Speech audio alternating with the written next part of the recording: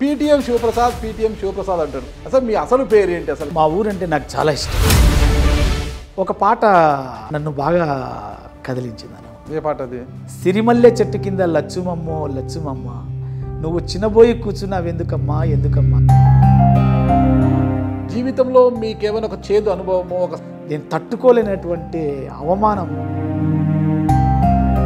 ఇతన్ని నేను చంపేయాలి, నేను నక్సలైట్ పార్టీలోకి వెళ్ళిపోవాలా, ఆయుధాలు తీసుకురావాలా, తుపాకు పెట్టి కాల్చి ఇతన్ని చంపేయాల. ఇది మాదిగల వర్గీకరణ కోసము మందకృష్ణ మాదిగ గారు అదే బీజేపీకి మందకృష్ణ మాదిగ సపోర్ట్ చేయడం అనేది శీలహననం. సిగ్గు లేకుండా మందకృష్ణ మాదిగ మళ్ళీ వాళ్ళను ఎట్లా నమ్మడము? మందకృష్ణ మాదిగ నోటికి అంబేద్కర్ను ఉచ్చరించే అర్హత లేదు. మరి మీరు ఏ ఉద్దేశముతో బూర్జువా రాజకీయ పార్టీల వైపు మీరు చూసి ఈరోజు వీసీకే పార్టీ అనే పార్టీలో మీరు జాయిన్ అయ్యారు? వ్యవస్థలో మార్పు తీసుకురావడానికి ఒక రాజకీయ పార్టీ. ఈ ప్రజాస్వామ్య విధానంలో మరి ఈ సిద్ధాంతం పనికొస్తుందంటారా? తమిళనాడులో కులపరమైనటువంటి దాడులు ఆగిపోయాయి. సరే, మీ సిద్ధాంతాలు బాగున్నాయి కదా, మరి కాంగ్రెస్ పార్టీ అంటే ఒక పెద్ద బూర్జువా పార్టీతో ఎందుకు పొత్తు పెట్టుకుంటున్నారు? అసలు ఇక్కడ సచ్చీలమైనటువంటి పార్టీలు అధికార పక్షంగా ప్రతిపక్షంగా ఏం లేవు. ఇద్దరు కలిసి బీజేపీ దగ్గర ఊడిగం చేస్తాం. కులం ముసుగు వేసుకొని, కులాన్ని అడ్డు పెట్టుకొని ఆదాయాన్ని సమకూర్చుకోవడం, ఇలాంటి దాని మీద ఎవరు కామెంట్ చేసినా కూడా. మరి గతంలో ఆ మదనపల్లిలో ఉన్న ఒక డిఎస్పీ మిమ్మల్ని ఎందుకు ఎన్కౌంటర్ చేయాలని చూశారు? మీరు లేగ దూడ లాంటి వారు. ఇక్కడ రెండు ఎద్దులు, బలమైన ఎద్దులు వచ్చి పోరాటం చేస్తుంటే ఒక లేగ దూడ లాంటి మీరు మధ్యలో దూరాలని చూస్తున్నారు. వారు కొమ్ముల వాడికి వేడికి మీరు తట్టుకోగలరా? అసలుకి సామాన్యుడు కనీసం ప్రయత్నం చేద్దా? ఎవరో ఒకరు నిలబడి ఒక ధైర్యాన్ని ఇవ్వకపోతే రేపటి తరం ఎప్పుడు కోటీశ్వర్ల వైపే చూస్తాం. నా ప్రాణం ఉన్నంత వరకు బూర్జువా రాజకీయ పార్టీలోకి.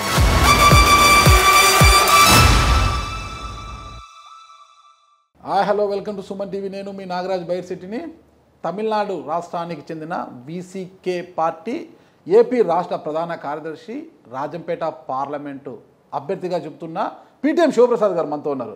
నమస్తే శివప్రసాద్ గారు. నమస్తే నాగరాజ్ సార్. ఎలా ఉన్నారు? బాగున్నాం సార్. బాగున్నారా? నాకు ఒకటే అనుమానము, నాకు దాదాపు 15 సంవత్సరాల నుంచి మీతో పరిచయం ఉంది. ఎందుకంటే గతంలో మదనపల్లి నేను సాక్షి స్టాఫ్ రిపోర్టర్గా పనిచేశాను కదా, అప్పటి నుంచి పీటీఎం శివప్రసాద్ గారు తెలుసు. నాకు ఒక ఉద్యమకారుడుగా కూడా మీరు నాకు పరిచయస్తుడు. కానీ పీటీఎం శివప్రసాద్ అంటారు. పీటీఎం అయితే ఇక్కడ ఊరుది, అది నాకు తెలుసు. కానీ మీకు ఆ ఊరు పేరుకు సంబంధం ఏంటి? అసలు మీ అసలు పేరు ఏంటి? అసలుకి పీటీఎం శివప్రసాద్ ఎందుకు అంటున్నారు? సార్, ఒరిజినల్గా నా పేరు పి శివప్రసాద్. పి అంటే పుల్లాకుల శివప్రసాద్. పుల్లాకుల, ఓకే. కానీ పీటీఎం శివప్రసాద్ ఎందుకైంది అంటే మా ఊరి పేరు పీటీఎం, ఓకే, పెద్ద తిప్ప సముద్రం. సో మా ఊరు అంటే నాకు చాలా ఇష్టం. ఓకే. కాబట్టి నేను మా ఊరి నుంచి బయటకు వచ్చేసిన సందర్భంలో. ఎందుకు వచ్చేసారు? ఉద్యమ అవసరాల రీత్యా నేను బయటికి రావడం జరిగింది. బయటకు వచ్చిన తర్వాత నాతో పాటు నా ఊరిని తెచ్చుకుందాం అనుకున్నాను. నా పేరు కంటే ముందు మా ఊరి పేరు పెట్టుకున్నాను. మీ ఊరంటే అంత ఇష్టం కదా, మరి ఉద్యమాలు ఊర్లో ఉండి చేయొచ్చు కదా, మరి బయటికి వచ్చేందుకు చేయాల్సి వచ్చింది? కరెక్టే, ఒక దశాబ్ద కాలం ఊర్లో ఉండే ఉద్యమాలు చేసి అప్పుడు నా పరిధి ఆ నియోజకవర్గానికి పరిమితమైంది. కాబట్టి నేను ఆ నియోజకవర్గంలో ప్రతి గ్రామం, ఆల్మోస్ట్ పీటీఎం మండలం అంటే ప్రతి గ్రామము, ప్రతి ఎస్సీ ఎస్టీలు ఉండే గడప కూడా తొక్కే ఉంటాను. అంతా అంటే వారాల తరబడి నడిచి ప్రయాణాలు చేసి పల్లెలకి వెళ్ళేవాళ్ళం. సైకిల్ కూడా ఉండేది కాదు. సో ఆ విధంగా అక్కడ నిర్మాణం జరిగి అక్కడ ఉన్నటువంటి ప్రజల అవసరాలు చాలా మేరకు పరిష్కారం చేసి, ఈ క్రమంలో బయట వచ్చే సమస్యలను కూడా మేము ఎదుర్కోవాల్సినటువంటి అవసరం వచ్చినప్పుడు నన్ను కొంత ప్రమోట్ చేసి బయటికి పంపాల్సి వచ్చింది. ఉద్యమం నన్ను అక్కడి నుంచి మదనపల్లి కేంద్రంగా పనిచేయమని చెప్పడం జరిగింది. ఆ క్రమంలో మదనపల్లికి వచ్చాము. మదనపల్లికి వచ్చిన తర్వాత రాష్ట్ర వ్యాప్తంగా కూడా పనిచేయాల్సిన అవసరం వచ్చింది. మదనపల్లికి వచ్చినప్పుడు ఫ్యామిలీ నేను పీటీఎంలో పెట్టాను చాలా కాలం. కానీ నాకు ట్రాన్స్పోర్టేషన్కి చాలా ఇబ్బంది అయ్యేది. నేను ఎక్కడో హైదరాబాద్ పోయి వస్తాను, నిజామాబాద్ పోయి వస్తాను, శ్రీకాకుళం పోయి వస్తాను. మదనపల్లికి వచ్చాకే స్టక్ అయిపోయి చాలా సందర్భాల్లో ఇంకా నేను మదనపల్లి నుంచి పీటీఎంకి వెళ్ళలేక మళ్ళీ ఇమీడియట్గా నాకు కాల్ వస్తే ఇట్లే వెళ్ళిపోవాల్సినటువంటి అవసరం వస్తే మా భార్య పిల్లల్ని మదనపల్లికి పిలిపించుకొని నైట్లో మాట్లాడి వాళ్ళని అటు పంపించేసి మార్నింగ్ నేను ఇటు పోయేవాడిని. సో ఇదంతా నాకు చాలా ఇబ్బంది. ఎందుకు ఎంత రిస్క్? ఈ ఉద్యమాలు ఈ గట్ర లేకోకుండా రిజర్వేషన్ కూడా ఉంది, ఎలాగో చక్కగా చదువుకొని అందరిలాగా ఒక ప్రభుత్వ ఉద్యోగంలో మంచి ఉద్యోగం తెచ్చుకొని బాగుండకుండా ఎందుకు ఉద్యమాల వైపు మరలారు? ఏ ఉద్యమము అంటే ఏ కారణము మిమ్మల్ని ఆ ఉద్యమాల వైపు నడిపించింది?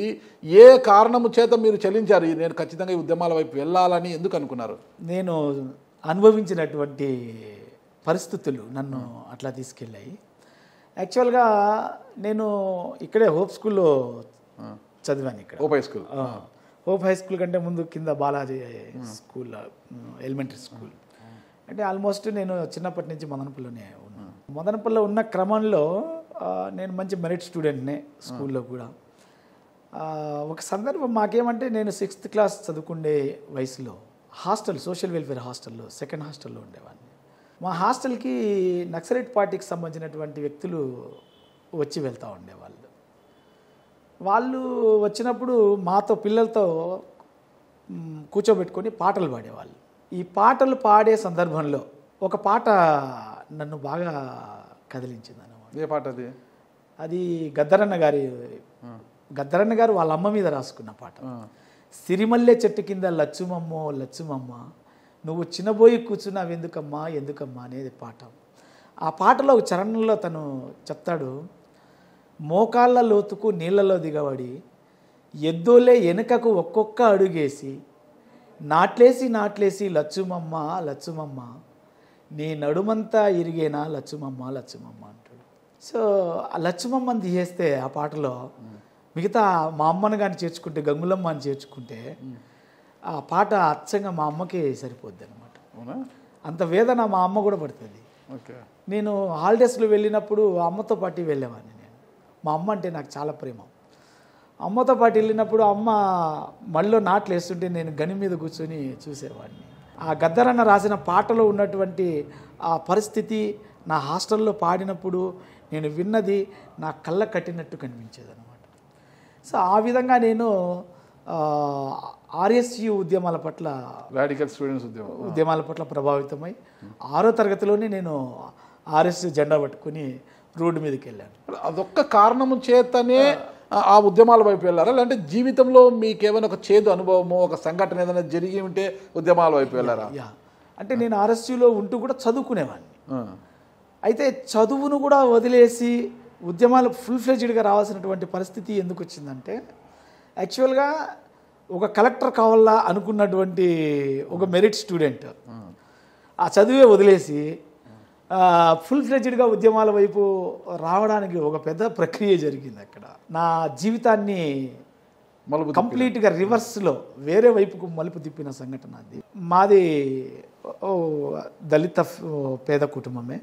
అయితే మరీ గ్రామీణ ప్రాంతాల్లో జీతాలకు ఉంటారు, అట్లాంటి ఫ్యామిలీ కాదు. మళ్ళీ బాండెడ్ లేబర్ కింద పోయేటటువంటి ఫ్యామిలీ కాదు మాది. కొంత అప్పటికే మా తాతగారు వ్యాపారం చేసుకునేవాళ్ళు, చర్మ సంబంధిత వ్యాపారం చేసుకునేవాళ్ళు. సో ఆయన బిడ్డల్లో మా నాన్న పెద్దవాడు, మా ఫాదర్ హనుమంతు, మా అమ్మ గంగులమ్మ. మా ఫాదర్ గారు వచ్చి అప్పటికే చదువుకున్నారు, 10th క్లాస్ వరకు చదువుకున్నారు. చదువుకోవడం వల్ల ఈయన వ్యాపారంలోకి, ఆయనకి రకరకాల ఉద్యోగాలకు వస్తే కూడా పోడప్పుడు, అంటే వీళ్ళ ఫ్యామిలీ కొంచెం బాగానే ఉంది కాబట్టి వ్యాపారంలోకి అట్లా వెళ్ళాడు. ఇంకా ఒక చిన్న ఆయన కూడా వ్యాపారం చేసేవాళ్ళు, అందరూ కూడా రకరకాల వృత్తుల్లో ఉండేవాళ్ళు. ఈ క్రమంలో ఊర్లో మామూలుగానే కుల వ్యవస్థ తాలూకు వికృత రూపాలు చాలా భయంకరంగా ఉంటాయి అన్నమాట. తెల్ల బట్టలు వేసుకున్నా కూడా సహించలేని స్థితి ఉంటుంది. మనం 25 ఏళ్ళు 30 ఏళ్ళు ముందుకు వెళ్తే గ్రామాల పరిస్థితి ఎలా ఉంటుంది, మా గ్రామం కూడా దానికి అతీతమైంది ఏం కాదు. సో అప్పట్లో మా ఫాదరు టౌన్లో పీటీఎం బస్ స్టాండ్లో మాకు సైకిల్ షాప్ ఉండేది. అప్పటికే మా ఫాదర్కి ఎస్సీ కార్పొరేషన్ తెలుసు, అప్పటికే బ్యాంకులు తెలుసు. ఆయన ఎస్సీ కార్పొరేషన్కి వెళ్ళి బ్యాంకు ద్వారా ఒక లోన్ తీసుకొని ఒక సైకిల్ షాప్ని బస్ స్టాండ్లో పెట్టాడు. బస్ స్టాండ్లో సైకిల్ షాప్ పెట్టడము ఒకవేళ కంటగింపుగా ఉందో ఏమో తెలియదు, కానీ నాకు ఎప్పుడు అర్థమైందంటే, ఒకరోజు నేను హాలిడేస్లో మదనపల్లిలో చదువుకుంటా ఉండి పీటీఎంకి వెళ్ళినప్పుడు, హాలిడేస్లో ఉన్నాను కాబట్టి నన్ను సైకిల్ షాప్లో మా వాళ్ళు పెడితే, నేను సైకిల్ షాప్లో ఉన్నప్పుడు మా అన్న అప్పటికే సౌండ్ సిస్టము ఈ సప్లైర్స్కి సంబంధించినటువంటి ఆ ఎస్టాబ్లిష్మెంట్ తోటి ఆ రంగంలో ఉన్నాడు. సో ఒక మ్యారేజ్కి వెళ్తాడు, పీటీఎం పక్కన ఒక విలేజ్లో మ్యారేజ్కి వెళ్తాడు. ఆ మ్యారేజ్ కూడా ఎస్సీస్కి సంబంధించింది, దళిత్స్కి సంబంధించింది. మ్యారేజ్లో ఈయన ఏ మ్యారేజ్కి వెళ్ళాడో ఆ మ్యారేజ్కి సంబంధించిన వాళ్ళకి ఇతనికి మధ్య గొడవ అవుతుంది. గొడవ అయితే వాళ్ళు ఊరు కాబట్టి వాళ్ళు ఇతని మీద ఏదో దౌర్జన్యం చేస్తారు.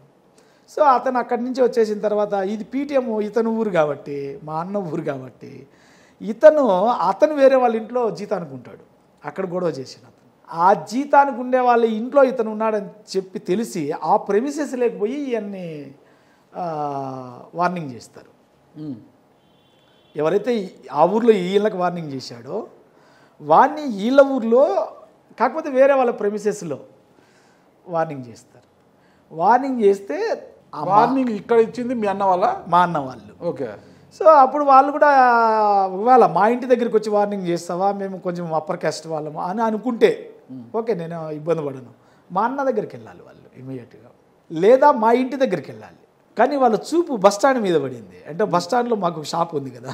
సో బస్టాండ్లో షాపులో ఉండే నన్ను నాకు అసలు ఏం తెలియదు, నాకు చిన్న వయసు, నాకేమీ తెలియదు. బస్టాండ్లోకి వచ్చి నన్ను కింద పడేసి ఆయన ఇష్టం వచ్చినట్లు కొట్టి తన్ని అందరు చూసే విధంగా ఆ తీవ్రమైనటువంటి అవమానం చేశాడు. ఆ పక్క షాపులో మా ఫ్రెండ్ ఉన్నాడు, ముస్లిము, అయినా కూడా వాళ్ళది సైకిల్ షాప్. ఈ అందరి ముందర పబ్లిక్ చూస్తూ ఉంటే చాలా నేను తట్టుకోలేనటువంటి అవమానం, భారం అన్నమాట. సో అంత జరిగిన తర్వాత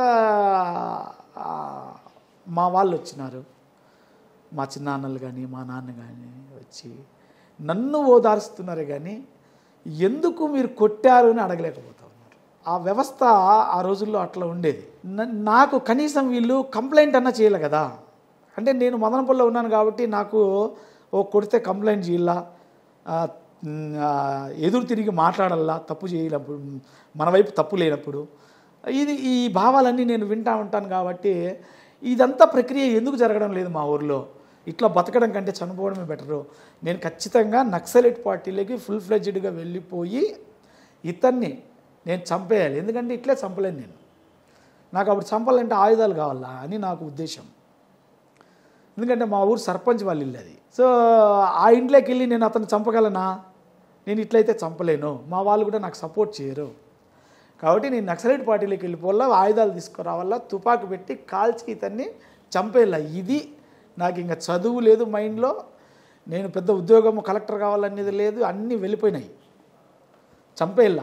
ఇదే ఈ సంఘర్షణలో అనివార్యంగా ఇంకొక 2-3 నెలలు ఆలస్యమైంటే నక్సలైట్ పార్టీలోకి వెళ్ళిపోయినామని ఫుల్ ఫ్లెడ్జ్డ్గా.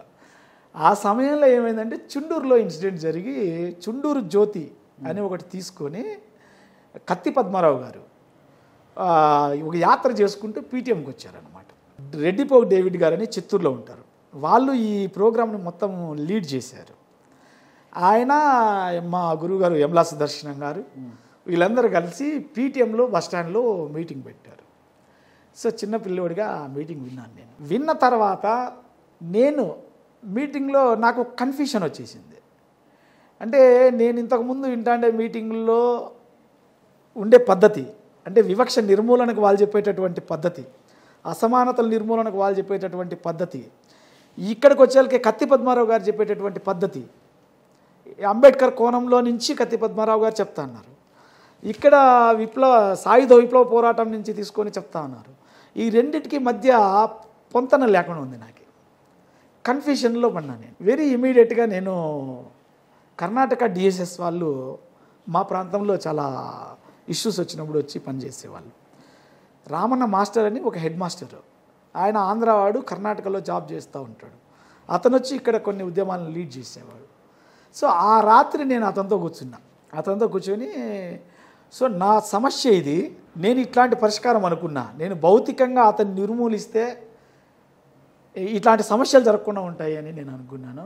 కత్తి పద్మారావు అన్న మాత్రము వేరే పద్ధతి చెప్తా ఉన్నాడు. అంటే భౌతిక నిర్మూలనతో కుల నిర్మూలన జరగదు, భావజాలం ఏదైతే ఉందో భావజాలం, ఈ కులాన్ని కాపాడుతుండే భావజాలం, దాన్ని నిర్మూలిస్తేనే దీనికి శాశ్వత పరిష్కారం లభిస్తుందని ఆయన చెప్తా ఉన్నాడు. ఆయనేమో జ్ఞానంతో శాంతియుత పరివర్తనతో విప్లవాన్ని సాధించాలని పద్మారావు అన్న చెప్తున్నాడు. ఇక్కడేమో తుపాకీ గొట్టం ద్వారా మనం విప్లవాన్ని తీసుకురావాలని చెప్తా ఉన్నారు. అసలు నాకు కన్ఫ్యూషన్లో ఉన్నాను. నా సమస్యకి ఇప్పుడు పరిష్కారం ఏంటి? నా సమస్యకు పరిష్కారం ఏంటి? నేను నక్సలైట్ పార్టీలకు పోయి అతన్ని చంపడమా, లేదంటే వేరే మార్గం ఉందా అని అడిగినప్పుడు నాకు ఆయన నుంచి వచ్చిన సమాధానం ఏంటంటే, మనం ఎప్పుడే కానీ బాబాసాహెబ్ అంబేద్కర్ చెప్పినటువంటి రక్తపాత రహిత విప్లవం శాంతియుత పరివర్తన ద్వారా వస్తుందని అంబేద్కర్ చెప్పాడు. సో అంబేద్కర్ చెప్పినటువంటి పరివర్తన ద్వారా వచ్చేటటువంటి విప్లవం శాశ్వతమైనది. కాబట్టి ఏ భావజాలం అయితే నీ మీద ఈ కుల దాష్టీకం చేయించిందో ఆ భావజాలాన్ని చంపేస్తే కులం చచ్చిపోతుంది. భౌతికంగా ఒక వ్యక్తిని నిర్మూలిస్తే కులం చచ్చిపోదు. దాని తాలూకు ఇంకా వికృత రూపాల్లో అనేకం మనం చూడాల్సినటువంటి అవసరం వస్తుంది. కాబట్టి ఇక్కడ నీ సమస్యకు పరిష్కారము నీ దగ్గరే కాదు, ఇది మొత్తం వ్యవస్థ అంతా కూడా వ్యాపించి ఉన్న ఒక పెద్ద సమస్య. ఇది నీ దగ్గర నీకు తగిలింది కాబట్టి నీ గాయం అనుకుంటున్నావు, ఇది సమాజం మొత్తానికి తగిలిన గాయం. దీన్ని మాన్పేదానికి మనము ఆ భావజాలం మీద దాడి చేయాలి, ఆ భావజాలాన్ని హతం చేయాలి. ఏ భావజాలం అయితే కులాన్ని కాపాడుతుందో ఆ భావజాలాన్ని దాటినటువంటి పరివర్తన ప్రజల్లో తీసుకొని వచ్చి కులాన్ని మనం చంపే ప్రయత్నం చేయాలి. దానికి అంబేద్కర్ సిద్ధాంతం ఉపయోగపడుతుంది. కాబట్టి నువ్వు నక్సలైట్ ఉద్యమంలోకి పోయేదానికంటే అంబేద్కర్ ఉద్యమంలోకి వచ్చి నువ్వు పని చేయడం అనేది ఉన్నతమైన ఉత్తమమైన మార్గం. దాంట్లో శాశ్వత పరిష్కారము నీకే కాదు నీ చుట్టూ ఉన్న సమాజానికి దొరుకుతుంది అని ఆయన చెప్పాడు. ఆ విధంగా ఇంకా నేను అప్పటికి వదిలేశా.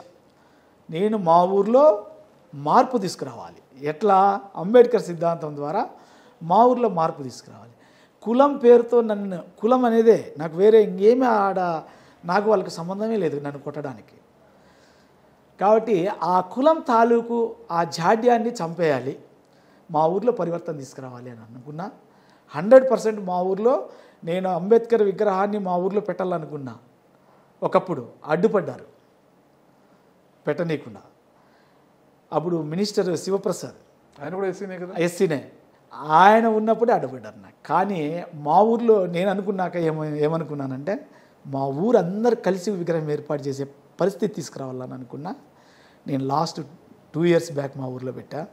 మా ఊర్లో ఉండే అన్ని కులాలు దాంట్లో పార్టిసిపేట్ చేసి ఓకే, సంతోషం, విజయాన్ని సాధించారు. మరి ఇంత చక్కగా ఉన్న మీరు ఎందుకు గతంలో ఒకసారి ఎంఆర్పిఎస్లో కూడా పనిచేశారు? ఆ సంస్థ ఎంఆర్పిఎస్ నుంచి మళ్ళా సంఘర్షణ పార్టీ అనేది వచ్చి దాంట్లో పోటీ చేసి మధ్యలో తప్పుకోవాల్సి వచ్చిందంటారు. అసలు మందకృష్ణ మాదిగ గారు కూడా మీరు నడిచారు కదా గతంలో. మందకృష్ణ మాదిగ గారితో మేము పని చేసాం. అంటే స్టార్టింగ్ మేము వచ్చి దళిత ఉద్యమంలో వచ్చాము. ఫస్ట్ ఫేజ్ వర్గీకరణ క్లాసిఫికేషన్ ఉద్యమంలో మేము వెళ్ళలే. మేము అప్పుడు గ్రహించింది ఏమంటే, మేము విప్లవ నేపథ్యం ఉండి దళిత ఉద్యమాల్లోకి వచ్చిన చాలామంది మేము ఆలోచించడము, ఇది ఒకే స్వకులంలో విభజనని క్రియేట్ చేసేటటువంటి పరిస్థితి లాంగ్ రన్లో వచ్చే అవకాశం ఉంది. సో ఈ సమస్య, కుల సమస్యని ఇంకా జటిలం చేస్తుంది ఈ వర్గీకరణ సమస్య. కాబట్టి దీంట్లోకి అందరూ వెళ్ళి దీన్ని మోయడం వల్ల మళ్ళీ ఏదైతే అంబేద్కర్ అనుకున్న కుల నిర్మూలన మార్గం నుంచి మనము కులాన్ని జటిలం చేసేటటువంటి మార్గం వైపు వెళ్ళిపోతామేమో అనేటటువంటి భయం అనేది మాకు ఉంది. మేము ఎవ్వరు కూడా క్లాసిఫికేషన్ ఉద్యమంలోకి వెళ్ళాలి. అయితే త్వరగా పరిష్కారం అయిపోవాలని కోరుకున్నాము.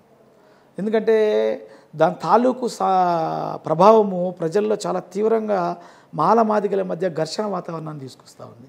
ఎక్కడో కృష్ణమాదిగ ఉంటాడు, ఎక్కడో పబ్లిక్ మీటింగ్ పెట్టుకుంటారు, ఎక్కడో చర్చలు దొరుకుతాయి.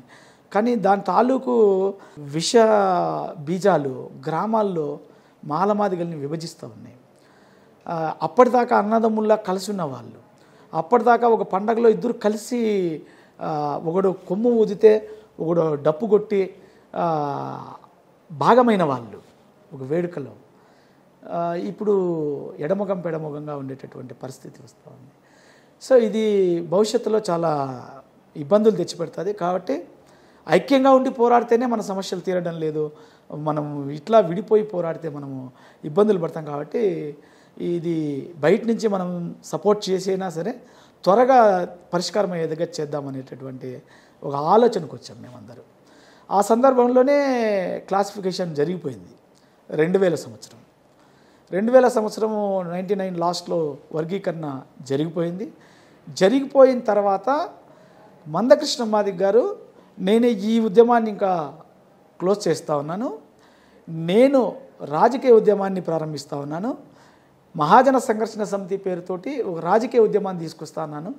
రాజకీయ కాంక్ష ఉన్నవాళ్ళు, అంబేద్కర్ చెప్పినటువంటి రాజ్యాధికార మార్గంలో నడవాలనుకుంటున్నటువంటి యువకులు, నాయకులందరూ కూడా మీరు ఈ ఉద్యమంలోకి రండి అని పిలుపునిచ్చినప్పుడు మేము మహాజన సంఘర్షణ సమితిలోకి వెళ్ళి నేను అప్పుడు ఈ జిల్లాకు అధ్యక్షునిగా కూడా అయ్యాను. నేను అయిన తర్వాత చాలా బాగా మేము అన్ని కులాలని, నాట్ ఓన్లీ దళిత్స్, మా వెనక ఒక పెద్ద లాబియింగ్ బ్యూరోక్రాట్స్ ఉండేవాళ్ళు. బాంసెప్కి ఎట్లా బీఎస్పీకి బాంసెప్ ఉంటుందో అట్లా ఒక పెద్ద బ్యూరోక్రాట్ వర్గమే ఒకటి ఉండేది. ఇంత స్ట్రక్చర్ డెవలప్ చేశాం మేము మహాజన సంఘర్షణ సమితికి. 2004 ఎన్నికలు సమీపించాయి. ఈ 4 ఏళ్ళు చాలా కష్టపడి పనిచేసాం. ఇంకా అందరు కూడా అసలు ఎంత ఉత్సాహం అంటే మేము ఇంకా రాజ్యాధికారం సంపాదించేస్తూ ఉన్నాము అనేటటువంటి అంత ఉత్సాహం అన్నమాట. కాంశీరాం గురించి చదివి కొన్ని మేము ఆయన మొట్టమొదటిసారి అసెంబ్లీకి ఎమ్మెల్యేలు గెలిపించినప్పుడు చాకల వాళ్ళు, మంగళ వాళ్ళు, చిన్న చిన్న కులాల వాళ్ళు పెట్టెల్లో బట్టలు పెట్టుకొని ఎత్తుకొని పోయారంట. అంటే వాళ్ళకు వెళ్ళడానికి కారు కూడా లేదు, అంత పేదవాళ్ళు. అప్పటి వరకు అసెంబ్లీ మొగం కూడా చూడని వాళ్ళు అసెంబ్లీలకు వెళ్ళారు, ఇట్లా వెళ్ళారు అనేటటువంటి ఒక ఆ పద్ధతిని కాంశీరాం పుస్తకాల్లో చదివాం. అదే ఇక్కడ ఆంధ్రప్రదేశ్లో జరగబోతూ ఉంది. మందకృష్ణ మాదిగ ఒక పెద్ద పెను విప్లవాన్ని తీసుకురాబోతూ ఉన్నాడని ఆశించి అసలు 4 ఏళ్ళు మేము కుటుంబాలను వదిలేసామన్న. ఎంతగా వదిలేసినామంటే మా పిల్లలు, నా కొడుకు చిన్నోడు, నా కూతురు పెద్దది. కూతురుకు నేను గుర్తుంటాను, నా కొడుకు నేను సుమారు వాడికి మదనపల్లికి వచ్చేంత వరకు నేను తెలియదు. ఎందుకంటే నేను ఎప్పుడో రాత్రిలో పోతే నెలకో 2 నెలలకో అట్లా తెల్లారి వాడు లేకనే నేను వచ్చేసి ఉంటాను. కాబట్టి అసలు మా కనెక్షన్ ఇప్పుడు లేదు. నాకు నా కొడుక్కి మధ్య బాండింగ్ సరిగ్గా ఉండదు, ఎందుకంటే వాడు నాతో ఎప్పుడు లేడు. సో అంత అవిశ్రాంతంగా మేము ఇల్లు వాకిలి భార్య బిడ్డల్ని వదిలేసి 4 ఏళ్ళు రాజకీయ ఉద్యమాన్ని నిర్మాణం చేస్తే 2004 ఎన్నికలు సమీపించాయి. 6 లక్షల మందితో నిజాం కాలేజ్ గ్రౌండ్లో పెద్ద బహిరంగ సభ పెట్టాం. అన్ని ప్రధాన రాజకీయ పార్టీలు కూడా అవాక్కైనాయి, అసలు అయోమయంలో పడినాయి. అట్లాంటి సందర్భంలో మాకు కాంగ్రెస్ పార్టీ అప్పుడు రాజశేఖర రెడ్డి అలయన్స్ పంపించాడు, 26 సీట్లు ఇస్తామన్నారు. టీడీపీ నుంచి మోతుపల్లి నరసింహులు గారు వచ్చారు అలయన్స్ మాట్లాడడానికి. కాంగ్రెస్ నుంచి మారప్ప గారు వచ్చారు, మూలింటి మారప్ప గారు, మన ఎక్స్ మినిస్టరు. చర్చలు జరుగుతూ ఉన్నాయి. మేము న్యూ ఎమ్మెల్యే క్వార్టర్స్లో మా ఆఫీసు, ఆ కాన్ఫరెన్స్ హాల్లో 2 days మేము వర్క్షాప్ జరుపుతున్నాం దీని మీదనే. After meeting, Nizam college meeting, కంటిన్యూస్గా 2 days మీటింగ్, మా కోర్ కమిటీ మీటింగ్ చాలా అద్భుతంగా జరుగుతుంది. ఒకవైపు చర్చలు జరుగుతూ ఉన్నాయి, అలయన్స్లకు రమ్మంటూ ఉన్నారు. ఒకవైపు ఒక టీం వచ్చింది, కాంశీరాంకి స్పాన్సర్స్ వాళ్ళు, ఇండస్ట్రియలిస్టులు, ముస్లిం బ్యాక్గ్రౌండ్ వాళ్ళు. ఆంధ్రాలో ఎలక్షన్స్కి ఎక్స్పెండిచర్ పెట్టడానికి మా మీద, మహాజన సంఘర్షణ సమితి మీద వాళ్ళు ముందుకు వచ్చారు. మన మందకృష్ణ మాదిగ గారికి ఒక హెలికాప్టర్ బుక్ చేసి రిసిప్ట్ ఇచ్చారు మీటింగ్లో తిరగడానికి. మందకృష్ణ మాదిగ కూడా చాలా అద్భుతంగా మీటింగ్లో ప్రకటించారు, నేను బట్టలు ఉతికే వాళ్ళని, చెట్లెక్కే గౌడన్నలని, బుడగజంగాలని, మాలోళ్ళని, మాదిగోళ్ళని అందరినీ తీసుకొని హెలికాప్టర్లో ఎక్కించుకొని తిరుగుతాను అని చెప్పి మాట్లాడాడు. అప్పటి వరకు విమానం మొగం చూడడం వల్లని చాలా ఆనందపడ్డాం. చాలా మార్పు, విప్లవాత్మకమైన మార్పు వస్తుందని అనుకున్నాం. అయితే 200 నియోజకవర్గాల్లో సీరియస్గా కంటెస్ట్ చేద్దామని లిస్ట్ అవుట్ చేయమన్నారు. మేమే లిస్ట్ అవుట్ చేసాం. క్యాస్ట్ ఈక్వేషన్స్ చేయమన్నారు, మేమే చేసాం. నేనే ప్రధానంగా రాసేదంతా కూడా నేనే ఉన్నా అక్కడ. 200 నియోజకవర్గాలు ఐడెంటిఫై చేసాం. దాంట్లో 50 నియోజకవర్గాలు మనం గెలవల్ల. ప్రధాన రాజకీయ పార్టీలు ఎంత ఖర్చు పెడతాయో మనం కూడా అంత ఖర్చు పెట్టాల. ఆ విధంగా లిస్ట్ అవుట్ చేసాం 50 నియోజకవర్గాలని. ఇంకో 50 నియోజకవర్గాల్లో సీరియస్గా పనిచేస్తాం, ఫస్ట్ ప్లేసా సెకండ్ ప్లేసా అన్నట్లు. ఇంకో 100 నియోజకవర్గాలు పోటీ ఇస్తాం. ఇది మా 3 లేయర్స్గా మేము చేసాం. చాలా అద్భుతమైన ఎక్స్పెరిమెంట్ చేశాం. ఏ ఏ కులాలను జోడిస్తే ఎక్కడ, కాపులని దళితుల్ని జోడిస్తే ఎక్కడ, కాపుల్ని వాల్మీకుల్ని కలిపితే ఎక్కడ ఇదవుతుంది, లేదా రాయలసీమలో కురబ దళితులు కలిస్తే ఎక్కడ ఇదవుతుంది. ఇట్లా బ్రహ్మాండమైన ఈక్వేషన్స్ చేసాం. ముస్లిమ్స్ దళిత్స్ కలిస్తే ఎక్కడ ఇదవుతుంది, అట్లా ఏ 2 కులాలు 3 కులాలు ఇట్లా కలిపితే ఎక్కడెక్కడ ఏ నియోజకవర్గ బలంగా ఉంటాయి. చాలా పెద్ద ఎక్స్పెరిమెంట్ చేసామన్న. అద్భుతమైన ఇంజనీరింగ్ అది అసలుకి చేసి ఇంకా అంత ఉత్సాహంతో ఉన్న మాకి అక్కడి నుంచి ఇంకా వెళ్ళి నామినేషన్లు వేయడానికి అక్కడి నుంచి పంపించేశారు. అందరూ గ్రామాలకు వచ్చాం. అందరికీ ముఖ్యమైన వాళ్ళకి మాట్లాడి నామినేషన్లకి సిద్ధం చేసుకున్నాం. నేను కూడా తంబాలపల్లి నియోజకవర్గం నుంచి ఎమ్మెల్యే అభ్యర్థిగా నామినేషన్ వేసేదానికి రెడీ చేసుకున్నా. ఆ రోజుల్లో అంటే మా తంబాలపల్లి నియోజకవర్గం పెత్తందారుల కంచుకోట. మీకు తెలిసే ఉంటుంది, నక్సలైట్ పార్టీనే 2 రాడికల్ పార్టీ 2గా చీలిపోయిందే తంబాలపల్లి నియోజకవర్గం. 2గా చీలిపోయింది. అంటే పెత్తందారుల ప్రభావము అంత ఉంటుంది మా నియోజకవర్గంలో. ఏదో ఒక పార్టీనే ఒక గ్రామంలో ఉంటుంది, రెండో పార్టీ కూడా ఉండదు. అట్లా ఉంటాయి గ్రామాలే. ఆ 2 పార్టీలు తప్ప 3వ పార్టీ ఉండదు. అట్లాంటి సందర్భంలో మేము టీడీపీ ఉండే కాడా కొంతమందిని చీల్చి, కాంగ్రెస్ ఉండే కాడా కొంతమందిని చీల్చి బయటికి తీసుకొని వచ్చి 30 కమాండర్లు పెట్టి ఆ నియోజకవర్గంలో జనాలు 30 కమాండర్లు తీసుకొని మా నామినేషన్లకు వచ్చారండి. అంటే ఒక పెద్ద పెను విప్లవం మాకు అప్పుడు అది. అంటే రెడ్లకు వ్యతిరేకంగా సామాజిక ఉద్యమంగా రావడం వేరు, వర్గీకరణ కోసమో అంబేద్కర్ జయంతి కోసమో రావడం వేరు. ప్రభాకర్ రెడ్డికి వ్యతిరేకంగా, లక్ష్మీదేవమ్మకు వ్యతిరేకంగా రాజకీయ పార్టీ కోసమని బయటికి రావడం అనేది ఒక చాలా పెద్ద విప్లవం. తంబాలపల్లి నియోజకవర్గంలో వచ్చారు జనాలు. అదే రోజు కలిసిన ప్రభాకర్ రెడ్డి గారి నామినేషన్ వేలాది మంది ఆయన ర్యాలీగా వస్తూ ఉన్నాడు. సో ఆయన ర్యాలీగా వచ్చి ఆయన నామినేషన్ వేసి వెనక్కి వచ్చేటప్పుడు మేము నామినేషన్ వేయడానికి వెళ్తా ఉన్నాం లోపలికి. అప్పుడే స్వాతంత్రం వచ్చినట్లు ఆ పీడిత వర్గాల ప్రజలు డప్పులు కొట్టుకుంటా, డాన్సులు వేసుకుంటా నా నామినేషన్కు అసలు చూసి నా కళ్ళల్లో కన్నీళ్ళు సుడులు తిరిగి ఉంటాయి. అంత అంటే ఒక కొత్త సందర్భాన్ని, ఒక విప్లవాన్ని చూసాము అక్కడ. చేసి నామినేషన్ వేసేసి వచ్చిన తర్వాత ఏమైందో తెలియదు కానీ మందకృష్ణ మాదిగ గారు ఫోన్ చేసి, అప్పుడు ల్యాండ్ ఫోన్స్ ఉండేటివి మాకు, ఫోన్ చేసి విత్డ్రా చేసుకొని ఇమ్మీడియట్గా మదిరలో నేను కంటెస్ట్ చేస్తున్నాను, మీరు వచ్చేయండి అన్నారు. ఎందుకు విత్డ్రా చేసుకోమన్నారు? అదే అడిగాను అన్న, ఎగ్జాక్ట్గా అదే పాయింట్ అడిగాను అన్న. ఎందుకు అంటే అడుగుతారు కదా మీడియా వాళ్ళు. అప్పటికే మాకు మీడియానే బలం. అంటే ఇప్పుడులాగా మీడియా ఇట్లా ఇప్పుడు కొంత కామెంట్ చేయాల్సిన అవసరం ఉంటుంది. ఆ రోజు కామెంట్ చేయలేము, ఎందుకంటే మీడియా అనేది ప్రజా ఉద్యమాలకి విపరీతమైన బలం. మాలాంటి విప్లవాత్మకమైన ఏదైనా కార్యక్రమాలు చేపట్టినామంటే మీడియా మాకు గైడ్ చేసేవాళ్ళు. అట్లాంటి సందర్భంలో నేను అడిగిన ప్రశ్న కృష్ణమాది గారికి ఒక్కటే ప్రశ్న అడిగాను అన్న. మీడియా వాళ్ళు అడుగుతారు, వాళ్ళు రాశారు అసలు పడమటి నియోజకవర్గాలపై ఎంఎస్ఎస్ కన్ను అను పెద్ద ఆర్టికల్ రాశారు. సో అట్లాంటి పరిస్థితి ఉందన్న మాకు. నేను మీడియాకి ఏం చెప్పాలా అంటే ఆయన చెప్పింది ఏమంటే మనకి కామన్ సింబల్ రాలేదు, కామన్ సింబల్ రాకుండా చేసే పోటీ చేయడం వల్ల వచ్చే ఓట్ల వల్ల ప్రయోజనం లేదు, కాబట్టి మీరు ఇమీడియట్గా వచ్చేయండి, అందరూ కలిసి మదిరకు వచ్చేస్తే మీరందరూ కలిసి ఇక్కడ పనిచేస్తే ఇక్కడ నేను పోటీ చేస్తాను, నేను ఒక్కనన్నా అసెంబ్లీకి వెళ్తాను అని ఆయన చెప్పిన సమాధానం.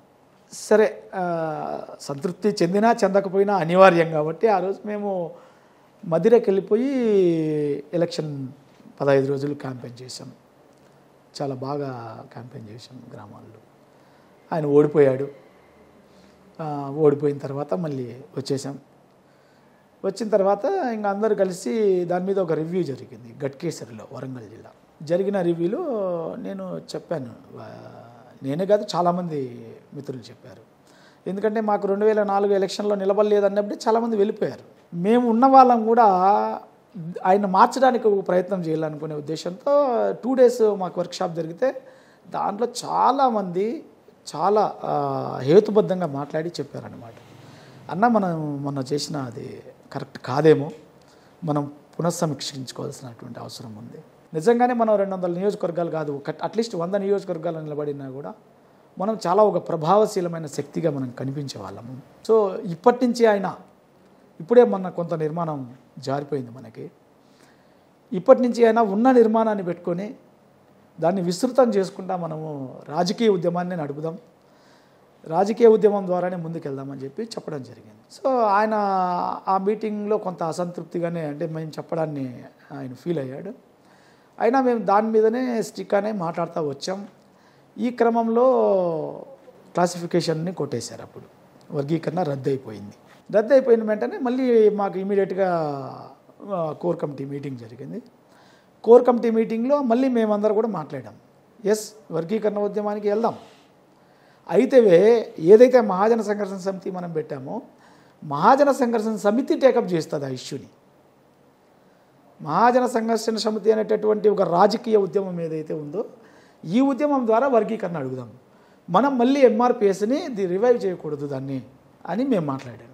లేదు ఎంఆర్పిఎస్ తోటే పోతామో మనము ఎంఎస్ఎస్ని క్లోజ్ చేస్తున్నాం ప్రస్తుతానికి అని చెప్పి ఆయన సింగిల్ వర్డ్తో డిక్లేర్ చేసేసాడు. చాలామంది అప్పుడు కూడా బయట వెళ్ళిపోయారు. సో మేము ఇంకా కొంత ప్రయత్నం చేద్దాము ఆయనతో మార్చుకోవడానికి అని మేము కంటిన్యూ అయ్యాము. మళ్ళీ నేను ఎంఆర్పిఎస్లో రాష్ట్ర ఉపాధ్యక్షుడిగా బాధ్యత తీసుకున్నా, రాయలసీమ ఇన్ఛార్జిగా బాధ్యత తీసుకున్నా. చాలా వీరోచితంగా పోరాటం చేశాము మనము.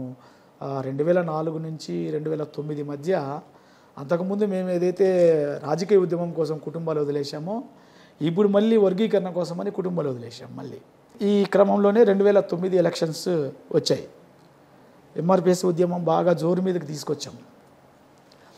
కురుక్షేత్రం అనే ఒక సభ కూడా పెట్టాము హైదరాబాద్లో, చాలా వీరోచితంగా చేసాం. ఇంకా మళ్ళీ ఎలక్షన్స్ వచ్చినప్పుడు చెప్పాము కృష్ణమాది గారికి, అన్న ఇప్పుడు కంటెస్ట్ చేద్దాం, మళ్ళీ మనము కంటెస్ట్ చేద్దాము, ఈసారి వర్గీకరణను కూడా దీంట్లో మేనిఫెస్టోలో పెట్టుకొని వెళ్దాం మనం అని చెప్పి మాట్లాడాము.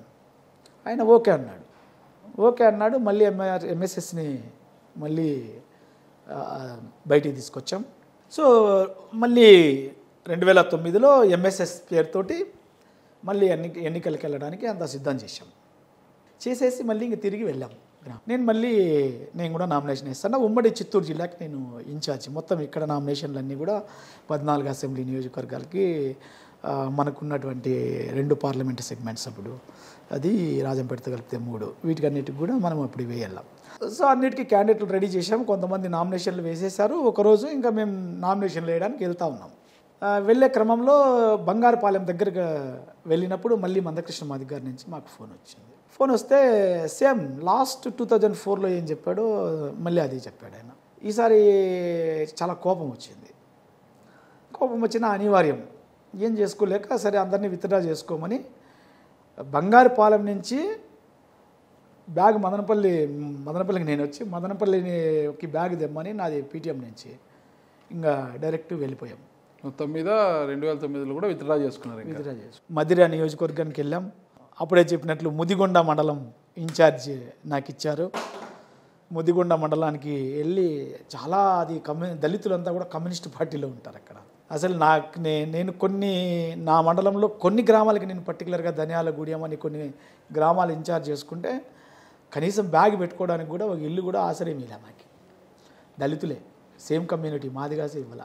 అయినా మేము ఆ పక్కన పోయే కాలువలో స్నానం చేసి గుడిలో ఉండి ఆ గ్రామాన్ని మొత్తం కూడా మా పార్టీ వైపుకు తిప్పుకొని ఆ గ్రామంలో మందకృష్ణ మాదిగకు మెజారిటీ వచ్చేటిగా ఆ 2 పార్టీల కంటే అట్లా వర్క్ చేసాం. అయినా కూడా మందకృష్ణ మాదిగ గారు ఓడిపోయారు. మీరు అయిపోయారు అంతే.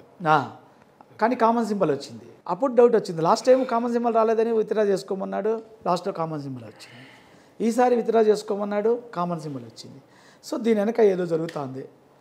ఈసారి కూడా అలయన్స్కి వచ్చారు. 2009లో కూడా అలయన్స్ పిలిచారు. కాంగ్రెస్ పిలిచింది, టీడీపీ పిలిచింది. అలయన్స్లకు పోకపోతే నిలబడకపోతే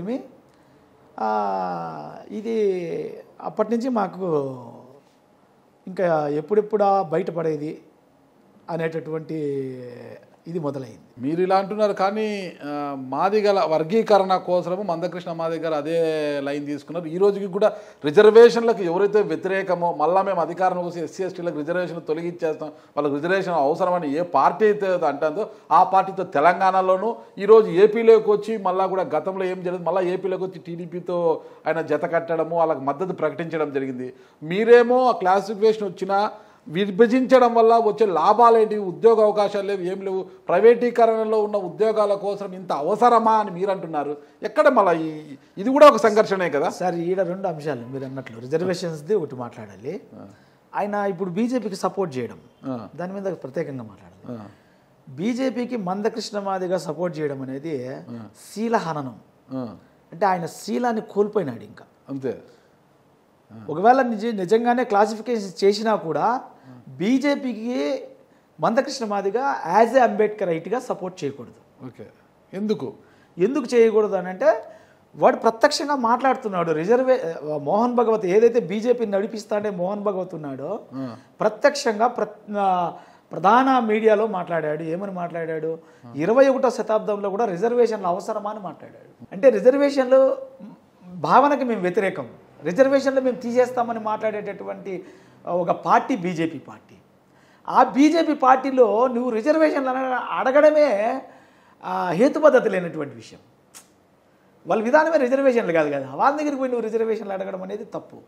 నెంబర్ 1. నెంబర్ 2, అసలు ఆ పార్టీనే స్టార్టింగ్ నుంచి అంబేద్కర్ ఫిలాసఫీ ఏదైతే ఉందో స్వేచ్ఛ, సమానత్వం, సౌభ్రాతృత్వం, న్యాయం అనే ఆ సమసమాజ సిద్ధాంతం ఏదైతే ఉందో అంబేద్కర్ సిద్ధాంతం, దానికి వ్యతిరేకమైన వాళ్ళు అందుకే భారత రాజ్యాంగంలో ఆ పదాలు పొందుపరిచిన దానికి పీఠికలో ఈక్వాలిటీ, లిబర్టీ అండ్ ఫ్రెటర్నిటీ ఆ అంశాలు దాంట్లో ఉన్నందుకే వాళ్ళు రాజ్యాంగాన్ని వ్యతిరేకించారు.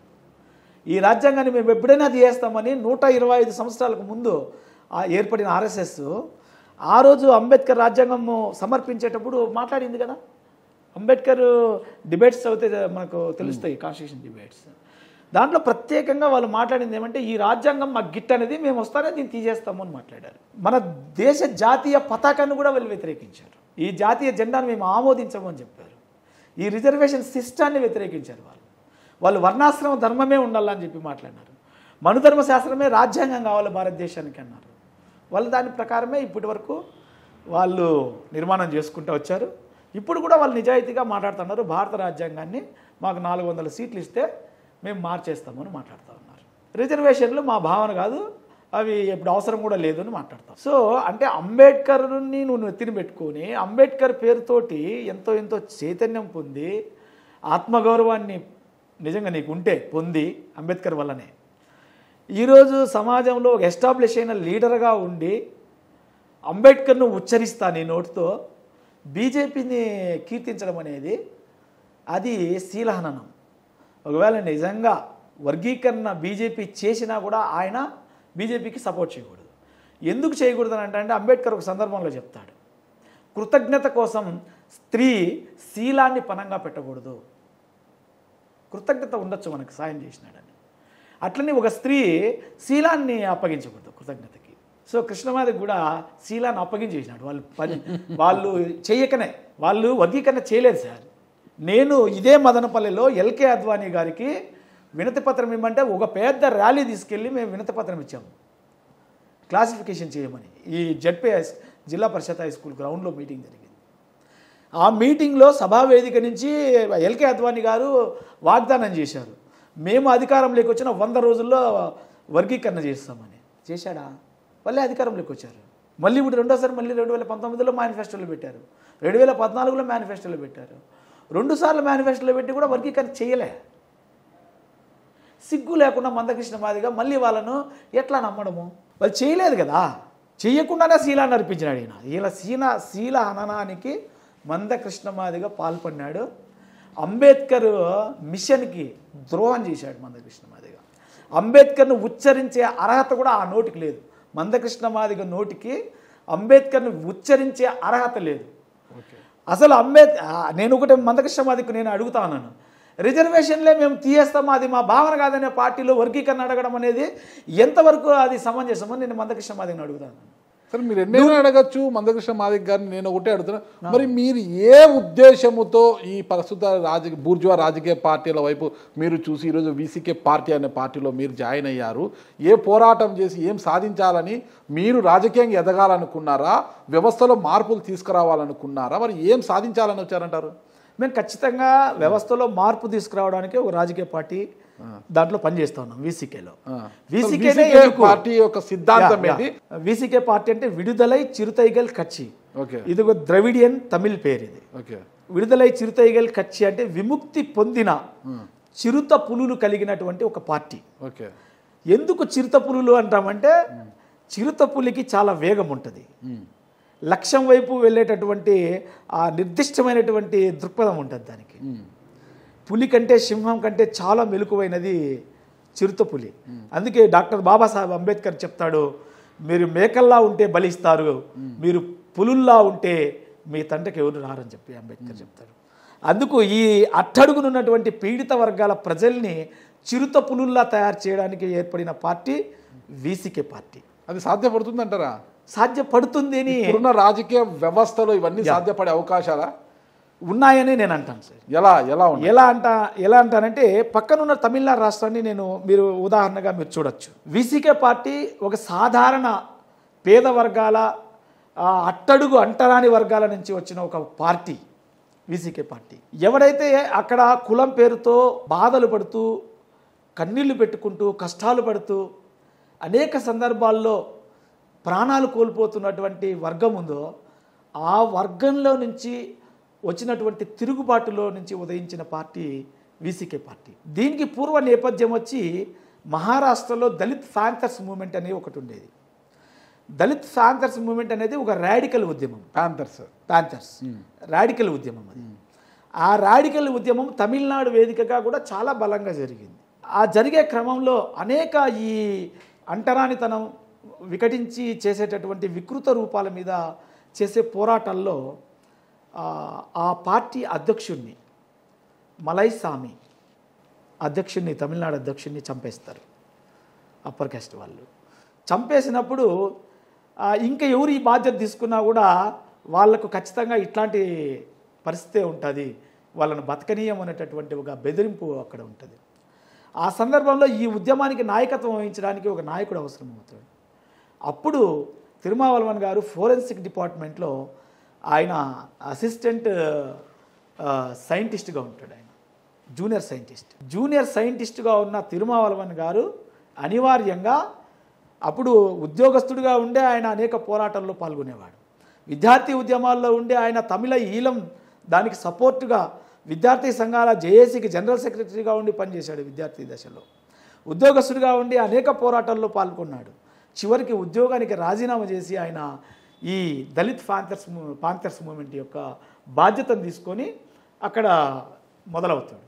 సో దానికి ఇంకో రూపం ఇచ్చి, అంటే ఇక సామాజిక ఉద్యమమే కాదు, దీన్ని ఇంకా రాడికల్గా నడపాలనే ఉద్దేశంతో దాన్ని విడుదలై చిరుతైగల్ కచ్చిగా కన్వర్ట్ చేసి వీసీకేగా రాడికల్ ఉద్యమాన్ని నిర్మాణం చేస్తాడు. అప్పటి వరకు కొడితే పోలీస్ స్టేషన్లకు వెళ్ళేవాళ్ళు, అప్పటి వరకు తిడితే పోలీస్ స్టేషన్లకు వెళ్ళేవాళ్ళు, లేదా పంచాయతీలు పెట్టి పెద్ద మనుషుల ద్వారా మాట్లాడేవాళ్ళు. ఆ దశను మార్చి కొడితే కొట్టు, తిడితే తిట్టు, చంపితే చంపు. ఈ ప్రజాస్వామ్య విధానంలో మరి ఈ సిద్ధాంతం పనికొస్తుందంటారా? అంటే పనికొచ్చిందనే అంటా నేను. ఓకే. ఎప్పుడైతే తిరుమావళవన్ గారు ఈ స్లోగన్ ఇచ్చాడో తమిళనాడులో కులపరమైనటువంటి దాడులు ఆగిపోయాయి. అంటే ఆ ఉద్యమం విరోచితంగా జరిగినప్పుడు చాలా వందలాది మంది దళితులు ప్రాణాలు కోల్పోయారు, అవతల కూడా చాలామంది చనిపోయారు, వేలాది మంది జైళ్ళకి వెళ్ళారు. ఇప్పుడు కూడా మా వాళ్ళు యావజ్జీవ కారాగార శిక్షలో 100 మంది ఉన్నారు. సరే, మీ సిద్ధాంతాలు బాగున్నాయి కదా, అంతా బాగుండి మరి కాంగ్రెస్ పార్టీ అంటే ఒక పెద్ద బూర్జువా పార్టీతో ఎందుకు పొత్తు పెట్టుకుంటున్నారు? అసలుకి వాళ్ళతో ఎందుకు కలిసి జర్నీ చేయాలనుకుంటున్నారు? వారి సిద్ధాంతాలు మీరు సిద్ధాంతాలు వేరు, ఓకేనా? మరి ఆ సిద్ధాంతాలు వేరు ఉన్నప్పుడు భావసారూప్యత లేని రెండు పార్టీలు కూడా ఎలా దగ్గరకు అవుతాయంటారు? అసలుకి కాంగ్రెస్ మేము వాళ్ళతో కలవాల్సిన అవసరాన్ని క్రియేట్ చేసింది. సరే, ఓకే. ఇప్పుడు పరిస్థితి ఏమంటే దేశంలో ప్రజాస్వామ్యము ఎంతగా కూని అయిపోయిందో మనం అందరూ చూస్తూ ఉన్నాము. స్వయం ప్రతిపత్తి కలిగిన రాజ్యాంగ వ్యవస్థలు కూడా అన్నీ కూడా రాజకీయ పార్టీల యొక్క చేతులు, ఏ ప్రభుత్వం ఉందో ఆ ప్రభుత్వం చేతిలో కీలుబొమ్మగా మారిపోయినాయి. ఇదివరకు ఎలక్షన్స్ వచ్చినప్పుడు ఎలక్షన్లో ప్రజల దగ్గరికి వెళ్ళి ప్రజలను మెప్పించి ఓట్లు వేయించుకునేటటువంటి విధానము ఉండేది, లేదా ప్రజల్ని డబ్బులతో కొనుగోలు చేసేటటువంటి విధానం ఉండేది. దానికంటే ముందు దౌర్జన్యంగా ప్రజల్ని ఓట్లు వేయించుకునే ఒక పెత్తందారి విధానం ఉండేది. ఇవన్నీ పోయి ఇప్పుడు వ్యవస్థలను మేనేజ్ చేసి సీట్లు గెలుచుకునేటటువంటి ఆ మెకానిజాన్ని పట్టుకునింది ఇప్పుడు బీజేపీ. దానికోసం రాజ్యాంగ వ్యవస్థలన్నీ నిర్వీర్యం చేస్తుంది. మనం కళ్ళ ముందర చూస్తూ ఉన్నాం. ఇక్కడ ఇప్పుడు మొన్న జరిగిన కేజ్రీవాల్ యొక్క అరెస్ట్ ఏంది అంటే, కేజ్రీవాల్ బీజేపీతో అలయన్స్ లేకపోతే, ఎన్డీఏ కూటమి లేకపోతే సేఫ్. అది మన వాళ్ళు చెప్తుంటారు కదా, వాషింగ్ పౌడర్ నిర్మా వేసినట్లే బీజేపీ లేకపోతే. పోలేదు కాబట్టి ఇప్పుడు బీఆర్ఎస్ వాళ్ళు కానీ ఎన్డీఏ కూటమి లేకపోయింటే కవిత అరెస్ట్ అయ్యేది కాదు.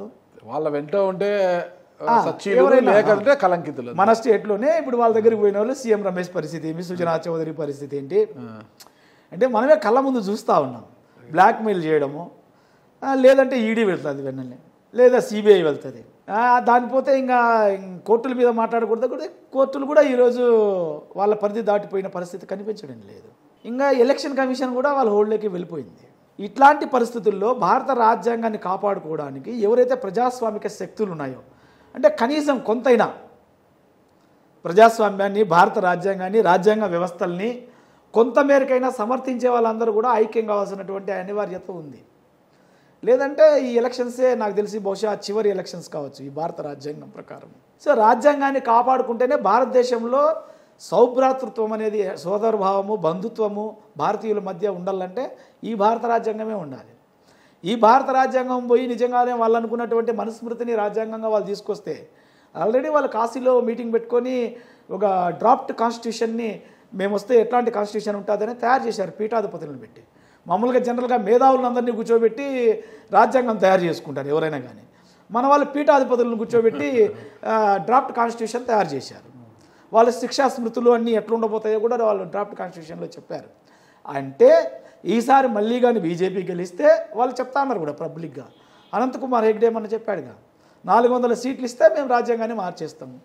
అంటే 400 సీట్లు తెచ్చుకోవడానికి అందరినీ మేనేజ్ చేసే ప్రయత్నం చేస్తున్నారు. దానికి ఈడీని, సిబిఐని అందరినీ వాడుకుంటా ఉన్నారు. సో ఈ క్రమంలో ధైర్యంగా నిలబడగలిగి ఈ బీజేపీ యొక్క విధానాన్ని కండెమ్ చేయగలిగిన వాళ్ళని ఐక్యం చేసుకోవాల్సినటువంటి అనివార్యత ఉంది ఇప్పుడు. ఒకవేళ ఓకే, మేము కాంగ్రెస్ని కూడా అంత ప్రజాస్వామీకరించబడినటువంటి పార్టీ అని మేము చెప్పలేము. బట్ బీజేపీ కంటే ఉన్న ప్రమాదాన్ని ఎదుర్కోవడానికి బీజేపీ అనే ఒక పెద్ద విషసర్పాన్ని ఎదుర్కోవడానికి కొంత పనికొస్తుందనే ఉద్దేశంతో చాలా పార్టీలతో, నాట్ ఓన్లీ కాంగ్రెస్. సీట్ల సర్దుబాటు అంటే ఎలా ఉంటుంది అసలుకి? సీట్ల సర్దుబాటు విషయంలో కొద్దిగా ఇబ్బంది కలిగినప్పుడు కూడా కాంగ్రెస్ పార్టీతో వెళ్ళే అవకాశం ఉంటుందా, లేకపోతే లేదా? ఉండకపోవచ్చు సార్. ఇప్పుడు ఫర్ ఎగ్జాంపుల్ తమిళనాడులో మాకు అలయన్స్ సెట్ అయింది. 2 ఎంపీస్కి ఆడ కంటెస్ట్ చేస్తూ ఉన్నాము. సో తమిళనాడులో అలయన్స్లో ఉన్నాం. ఇప్పుడు కర్ణాటకకు వచ్చేళ్ళకే మాకు అక్కడ సీట్స్ ప్రొవైడ్ చేయలేదు. కర్ణాటకలో మా వాళ్ళు కంటెస్ట్ చేస్తారు, తెలంగాణలో మా వాళ్ళు కంటెస్ట్ చేస్తూ ఉన్నారు. ఆంధ్రప్రదేశ్లో చర్చలు జరుగుతూ ఉన్నాయి. ఆల్రెడీ మా దగ్గర ఒక లిస్ట్ తీసుకున్నారు. మేము షర్మిల గారిని కలిసాం. 17 అసెంబ్లీ, 4 పార్లమెంట్ సీట్లు అడిగాం మేము. సో దాంట్లో కొంత వాళ్ళు కూడా ఏదో సర్వే చేసుకుంటున్నారని చెప్పి తెలిసింది. బహుశా వాళ్ళతో మాకు సెట్ అయింది అనుకో, ఒక గౌరవప్రదమైన సీట్స్ మాకు లభించినాయి అని అనుకుంటే వాళ్ళతో జర్నీ చేస్తాం. లేదనుకుంటే మేము ఇక్కడ కూడా సపరేట్గా కంటెస్ట్ చేయొచ్చు. అసలు మీకు తమిళనాడులో మీ పార్టీ ప్రోగ్రెసివ్ ఎలా ఉంది? అభివృద్ధి, పార్టీ మొత్తం రాజకీయ రంగప్రవేశం చేసిన తర్వాత ఎలాంటి అభివృద్ధిని సాధించింది? అంటే ఆడ అభివృద్ధి సాధించితే ఏమో 2 ఎంపీ స్థానాలు ఇచ్చి ఉండొచ్చు కాక. మళ్ళీ ఏపీలో, తెలంగాణలో, కర్ణాటకలో మీ పార్టీ పరిస్థితి ఏంటి? తమిళనాడులో మీ పార్టీ పరిస్థితి ఏంటి? సార్ తమిళనాడులో మా పార్టీ వెరీ స్టార్టింగ్ ఇండివిజువల్గా కంటెస్ట్ చేసింది. మొదటిసారి 2,25,000 ఓట్లు మా తిరుమావళవన్ సార్కి, మా లీడర్కి ఫస్ట్ అటెంప్ట్లో వచ్చాయి. సెకండ్ టైం పోటీ చేసినప్పుడు 2,57,000 వచ్చాయి. మూడోసారి మన అలయన్స్ అనివార్యమైంది అప్పుడు పార్టీలకి. అలయన్స్లో ఎంపీ అయ్యాము బీసీకే నుంచి. మళ్ళీ మొన్న 2019లో డిఎంకే అలయన్స్లోటి మాకు 2 పార్లమెంట్ సభ్యులు వచ్చాయి. 2 విలుపురం అంటే చిదంబరం, 2 పార్లమెంట్ సీట్లు కూడా మేము గెలిచాము అప్పుడు. తర్వాత మొన్న అసెంబ్లీ ఎలక్షన్స్లో 6 అసెంబ్లీ స్థానాలు మాకు కేటాయించడం జరిగింది. మా పార్టీ 6 అసెంబ్లీ స్థానాల నుంచి 2 సీట్లకి దళితుల్ని, 1 సీట్కి ముస్లింని, ఇంకో సీట్లో ఓసీని, ఇంకో సీట్ నుంచి బీసీని, ఇట్లా ఒక ఉమెన్ని ఇట్లా మేము నిలిపాము. మా పార్టీలో 4 గెలిచారు. దాంతోపాటు లోకల్ బాడీస్లో మాకి 1050 మంది సభ్యులు ఉన్నారు, ప్రజాప్రతినిధులు ఉన్నారు స్థానిక సంస్థల్లో. మేయర్లు డిప్యూటీ మేయర్లు కూడా ఉన్నారు మాకు. ఓ సో ఒక ఫుల్లీ ఎస్టాబ్లిష్డ్ పార్టీగా ఈరోజు తమిళనాడులో మా పార్టీ ఉంది. కాబట్టి నిర్మాణాన్ని ఆంధ్రప్రదేశ్లో, కర్ణాటకలో, తమిళనాడులో, కేరళలో కూడా చేసే ప్రయత్నం మేము చేస్తూ ఉన్నాం. సరే, అక్కడ బ్రీతింగ్ స్పేస్ ఉంది కాబట్టి బ్రీత్ తీసుకోగలరు. ఇక్కడ ఆ స్పేస్ ఉందంటారా? ఖచ్చితంగా ఉంటుంది, ఎందుకుండదు. ఇక్కడ కూడా ఇక్కడ సచ్చీలమైనటువంటి పార్టీలు అధికార పక్షంగా ప్రతిపక్షంగా ఏం లేవు. ఓకే, ఈ రెండు పక్షాలు ఒకటే, రెండు ఒకే తాండ్లో ముక్కలే రెండు పార్టీలు కూడా. ఓకే, ఇద్దరు కలిసి బీజేపీ దగ్గర ఊడిగం చేస్తూ ఉన్నారు. ఓకే. కాబట్టి ఈడ ఆంధ్రప్రదేశ్లో అసలు రెండో పక్షమే లేదు. రెండు పార్టీలు అంటే మూడో పార్టీ ఒకటి ఉంది కదా, ఇక్కడ జనసేన ఉంది కదా. జనసేనని ఒక పార్టీగా ఇప్పుడు చూడట్లేదు కదా, టీడీపీలో భాగం అనుకుంటున్నారు కదా, ఓకే, ఓకే, లేదా బీజేపీలో భాగం అనుకుంటున్నారు, దాన్ని సపరేట్గా చూడటం లేదు. ఓకే. మేము కూడా అనుకున్నాం ఇది ఒక ప్రత్యామ్నాయం అయితే మాలాంటి ప్రగతిశీల శక్తులకు కూడా ఆయన చెగువీరలాగా పుస్తకాలు పట్టుకొని తిరిగినప్పుడు పవన్ కళ్యాణ్ గారు లాస్ట్ ఎలక్షన్స్లో మేము అతనితో కలవడానికి ప్రయత్నం చేశాం. ఈయన అంటే మూడో ప్రత్యామ్నాయాన్ని రాష్ట్రంలో ఇవ్వబోతాడేమో అనేది. కానీ ఇప్పుడు చూస్తా ఉంటే అన్నీ కలిపి అప్పుడు రెండన్నా అనుకుంటాం అట్లీస్ట్. ఒక తృతీయ ప్రత్యామ్నాయం కావాలి ఈ రాష్ట్రంలో అనుకునే వాళ్ళం అప్పుడు. ఇప్పుడు ద్వితీయ ప్రత్యామ్నాయం కావాలి, అందరూ ఒకే పార్టీనే, 2 కుటుంబాలు 4 పార్టీలు. కాబట్టి ఈడ రెండో ప్రత్యామ్నాయం కావాలి ఇప్పుడు. ఓకే, రెండో ప్రత్యామ్నాయం కోసము ఒక ప్రయత్నం జరగాలి. అది మేము ఇప్పుడు స్టార్ట్ చేస్తే అయిపోతుందని కూడా మేము భావించడం లేదు. మేము ఒక సిద్ధాంతపరమైన రాజకీయం చేస్తూ ఉన్నాం. ఆ సిద్ధాంతపరమైన రాజకీయం జనాల్లోకి తీసుకెళ్ళలేక క్రమంలో మా శక్తి వంచన లేకుండా బలంగా తీసుకెళ్లే ప్రయత్నం చేస్తూ ఉన్నాం. ఇంతవరకు మీ పురోగతి ఏంటి? ఏపీలో మీరు బాధ్యతలు చేపట్టిన తర్వాత మీరు చేసిన పార్టీ కోసం చేసిన బలోపేత కార్యక్రమాలు ఏమున్నాయంటారు? మేము ఆంధ్రప్రదేశ్లో సుమారు ఒక 5 ఇయర్స్గా చాలా స్ట్రాంగ్గా మేము వర్క్ చేస్తూ ఉన్నాము. ఈ 5 సంవత్సరాలలో మేము ఒక 1000కి పైగా మీటింగ్లు పెట్టింటాం, యాత్రలు చేసాము. ఇదే మదనపల్లిలో మేము 2 సభలు పెట్టాం. మిషన్ కాంపౌండ్ వేదికగా 15,000 మందితోటి సభ పెట్టాం. బీటీ కాలేజ్ గ్రౌండ్ వేదికగా ఒక 15-20 వేల మందితోటి సభ పెట్టాం. ఇట్లా కుప్పం సభ పెట్టాం, అనంతపూర్ పెట్టాం, తిరుపతి పెట్టాం, బాపట్ల పెట్టాం, విజయవాడ పెట్టాం, అమలాపురం పెట్టాం. అసలు ఒక పొలిటికల్ పార్టీగా ఒకవైపు ఇంటలెక్చువల్ గ్రూప్ని ఆర్గనైజ్ చేసుకుంటూ మేధావి వర్గాన్ని వాళ్ళతోటి ట్రైనింగ్ క్లాసెస్ను అట్లా కండక్ట్ చేసుకుంటూ గ్రాస్ రూట్ లెవెల్లో ఉన్న ఇష్యూస్ మీద పనిచేస్తూ ఆ ఇష్యూస్ పరిష్కారం చేసే క్రమంలో ఏదైతే ఈ కులపరమైనటువంటి గ్యాప్ గ్రామాల్లో ఉందో అది పూర్తి చేసి ఒక సమానత్వాన్ని తీసుకొచ్చేటటువంటి ఒక ప్రక్రియను మేము స్టార్ట్ చేసాం. ఇది ఒక దళిత పార్టీగా మేము తీసుకెళ్ళట్లేదు. మేము రెడ్లకు అన్యాయం జరిగినా మేము పోరాటం చేస్తూ ఉన్నాం. మేము ఓసీల్లో ఉండే ఇతర కులాలకి, బలిజలకు కానీ, లేదంటే కమ్మ కులస్తులకు కానీ, బ్రాహ్మిన్స్కి అన్యాయం జరిగినప్పుడు కూడా మేము పోరాటం చేసాం. మీరు ఆలోచించవచ్చు, మేము మదనపల్లిలో ఒక ఉద్యమం చేసాం. వీసీకే పార్టీ లీడ్ తీసుకొని మదనపల్లి జిల్లా కోసం ఉద్యమం చేశాం. 633 రోజులు ఉద్యమం చేశాం సార్ మేము, నిర్విరామంగా 633 రోజులు. దాని తర్వాత అంటే అన్ని రోజులు ఈ రాష్ట్రంలో ఎక్కడా జిల్లా కోసం ఉద్యమం జరగల. అదేవిధంగా 2826 వినతి పత్రాలని ఈ జిల్లా కోసం కలెక్టర్కి సమర్పించడం జరిగింది. అంత కరెక్ట్గా ఎలా గుర్తుపెట్టుకున్నారు? నేను సమర్పించింది, కన్వీనర్, నేను మదనపల్లి జిల్లా సాధన సమితికి నేను కన్వీనర్. నేనే తీసుకెళ్ళి సబ్మిట్ చేసి అక్నాలజ్మెంట్ కూడా తీసుకున్నాం. సో అంటే ఇక్కడ మదనపల్లి ప్రజలందరి కోసం, మా కోసం ఏముంది ఇక్కడ, మా దళితులకు మాత్రమే వచ్చిన ప్రయోజనం ఏం లేదు కదా. పీటీఎం శివప్రసాద్ గారు ఒక వర్గానికే నాయకుడు, అన్ని వర్గాల అంటే కష్టాల్లో ఉన్న ప్రతి ఒక్కరికి తమ్ముడుగాను అన్నగానో వ్యవహరిస్తుంటాడంట. నాయకుడు అని అనలేను కానీ మీరు చెప్పేది 100% కరెక్ట్. నేను నాయకుడిగా నేను ఎప్పుడు ఫీల్ అవ్వను.